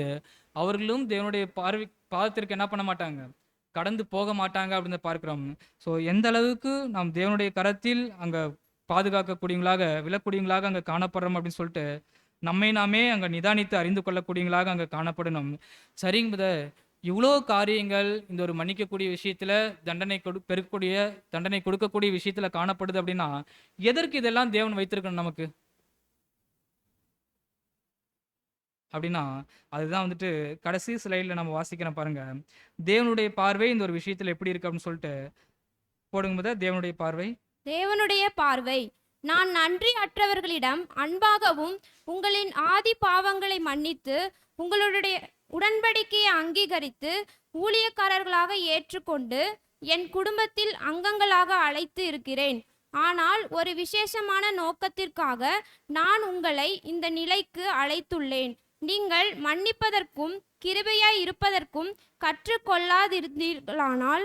பிரியமானவர்களே, அங்க பாருங்க, ஒரு விசேஷித்த நோக்கத்திற்காக நாம் என்ன பண்ணப்பட்டிருக்கோங்க, அழைக்கப்பட்டிருக்கோம். ஸோ அதற்கென்று ஒரு பயிற்சியை நாம் பெற்றுக்கொள்ளக்கூடியவங்களாக அங்கே காணப்பட்டிருக்கோம். ஸோ அப்போ இந்த ஒரு விசேஷித்த நோக்கத்திற்காக வந்துட்டேன்னா அதற்கே உண்டான மன்னிப்பையும் கிருபையாக இருப்பதற்கும் நம்ம கற்றுக்கொள்ளலை அப்படின்னா என்ன பண்ண முடியாதுங்க. அடுத்து வாசிங்க சிஸ்டர். இந்த ஒரு மகிமையான நிலைக்கு ஒருபோதும் பாத்திரமாகவோ ஆயத்தமாகவோ இருக்க மாட்டீர்கள். உங்கள் சகோதரரின் குற்றங்களை நீங்கள் மன்னிக்காதிருந்தால் நான் உங்கள் குற்றங்களை ஒருபோதும் மன்னிப்பதில்லை என்ற இந்த கட்டத்தை உங்கள் நிமித்தமாகவே ஏற்படுத்தினேன். இந்த விதத்தில் மட்டுமே நான் உங்களுக்கு இந்த பாடத்தை கற்றுக் கொடுக்க முடியும் என்பதற்காகவே இந்த கட்டத்தை ஏற்படுத்தினேன். அப்போ தேவன் இந்த ஒரு மன்னிக்கக்கூடிய விஷயத்தை அவருடைய பிள்ளைகளாக இருக்கக்கூடிய நமக்கு எதற்கு கொடுத்திருக்காரு அப்படின்னு சொல்லி பார்க்கும்போது, இந்த ஒரு மகிமையான நோக்கத்திற்கு வந்திருக்கக்கூடிய பிள்ளைகளாக இருக்கக்கூடிய நீங்கள் இந்த ஒரு மன்னிப்பை எங்கே கற்றுக்கொள்ளணுங்க? இங்க சகோதர ஐக்கியத்தில் நம்ம ஒருத்தர் என்ன பண்ணியிருக்கணுங்க, சரியான விதத்தில் அங்கே கற்றுக்கொள்ளணும். ஸோ நம்மின் மித்தமாகவே தேவன் என்ன பண்ணியிருக்காரு அப்படின்னா இந்த ஒரு ஏற்பாட்டை அவர் ஏற்படுத்தி வைத்திருக்கக்கூடியவராகவும் அங்கே காணப்பட்டிருக்காரு அப்படின்னு பார்க்குற அன்பானவர்களே. ஒருவேளை அப்படி நம்ம இல்லை அப்படின்னா அதுதான் கடைசியாக சொல்றாரு. வாசிங்க சிஸ்டர். என்னுடைய ஊழியக்காரர்களாக இருக்கும் உங்களிடத்தில் என் குணாதிசயங்களில் உள்ள பரிபூரணத்தை எதிர்பார்க்கிறேன். ஆம் அன்பான சகோதர சகோதரிலே, அப்போ பாருங்க, தேவன் தண்டிக்க மன்னிக்க அதிகாரம் பெற்றவர். ஸோ நமக்கு மன்னிக்க மாத்திரமே அதிகாரத்தை அவர் கொடுத்திருக்கார் அப்படின்னா ஸோ அதில் உள்ள பூரணத்தை, அந்த மன்னிக்கக்கூடிய விஷயத்தில் உள்ள பூரணத்தை அவர் எப்படி நமக்கு தராரோ அதே போல நாம் ஒருவருக்கொருவர் செய்யக்கூடிய அந்த ஒரு பூரணத்தை அவர் எதிர்பார்க்கக்கூடியவராக அங்கே காணப்படுறார் அப்படின்னு பார்க்கிறோம். ஸோ அப்போ இவ்வளோ முன்னுதாரணங்களையும் எச்சரிப்புகளையும் பார்த்தோன்னா மிக கவனமாக இருந்து நம்முடைய பாவத்திற்கும் நம்முடைய தவறுதலுக்கும் நம்முடைய வாழ்க்கையில் நம்முடைய சூழ்நிலையில் வரக்கூடிய எல்லா விதத்திலும் என்ன பண்ண அப்படி சொல்லி பார்க்கும்போது விலகி இருக்கக்கூடியவங்களாக அங்கே காணப்படணும். தேவன் கொடுத்திருக்கக்கூடிய இந்த ஒரு எச்சரிப்புக்கு நம் ஜீவனுள்ள நாளெல்லாம் என்ன பண்ண அப்படி சொல்லி பார்க்கும்போது நம்முடைய ஆவிக்குரிய வாழ்க்கையில் கரைத்திரை இல்லாதவர்களாக நாம் அனுதினமும் வாழக்கூடியவங்களாக அங்கே காணப்படணும் அப்படின்னு நான் பார்க்குறேன் அன்பானவர்களே. ஸோ அப்போ தேவனுக்கு பிரியமாக இருக்கக்கூடிய பிள்ளைகள் என்ன பண்ண அப்படி சொல்லி பார்க்கும்போது தேவன் நம்முடைய விஷயத்தில் எப்படி இரக்கமும் கிருபையுமா இருக்காரோ அதே போல் நம்முடைய உடன் சகோதர விஷயத்தில் நாம் இரக்கமும் கிருபையும் உள்ளவர்களாக அங்கே காணப்பட முடியும். ஸோ அப்போ தான் அந்த ஒரு மகிமைக்கு நாம் அங்கே ஆயத்தமாக முடியும் அப்படின்னு தான் பார்க்குறோம். ஸோ இதெல்லாம் எதற்காக அப்படின்னு சொல்லி பார்க்கும்போது நம்ம ஒருவேளை கிறிஸ்தியனுடைய சரீரத்தில் ஒரு அங்கமாக ஆயிட்டோம், உலகத்தை நியாயம் தீர்க்கிற அப்படின்னா அங்கே அநேக தவறுகள் குற்றங்கள் இருக்குங்க. நம்ம என்ன பண்ணுவோங்க, அங்கே போய் அங்கே மன்னிக்க கிருபையாக இருக்கணுங்க. நம்ம என்ன பண்ண முடியாதுங்க, கோவப்பட்டு ஒருத்தரையும் அடிக்கவோ இல்லை தண்டிக்கவோ கூடாது அப்படின்றதுக்கு இங்கேயே தேவன் என்ன பண்ணுறாரு அப்படின்னு சொல்லி பார்க்கும்போது எல்லா விதத்திலையும் நம்ம பயிற்றுவிக்கக்கூடியவராக காணப்படுறாரு. இந்த ஒரு பயிற்சியே இங்கே பெற்றால் மாத்திரமே அந்த ஒரு ஆவிக்குரிய ஆசீர்வாதத்தை நாம் பெற்றுக்கொள்ள முடியும் அப்படின்னு நான் பார்க்குற அன்பான சகோதர சகோதரே. ஸோ அப்போ வரக்கூடிய காலங்களிலும் நம்ம எந்த அளவுக்கு தேவனுடைய கரத்தில் அடங்கி ஜீவிக்கக்கூடியவங்களாக காணப்படணுமோ அந்த அளவுக்கு நம்மை ஒப்பு கொடுத்து தேவனுக்கு பிரியமான ஒரு ஜீவியம் ஜீவிக்க தேவன் தாமே நம்ம யாவரையும் ஆசீர்வதிப்பாராக. ஆமீன்.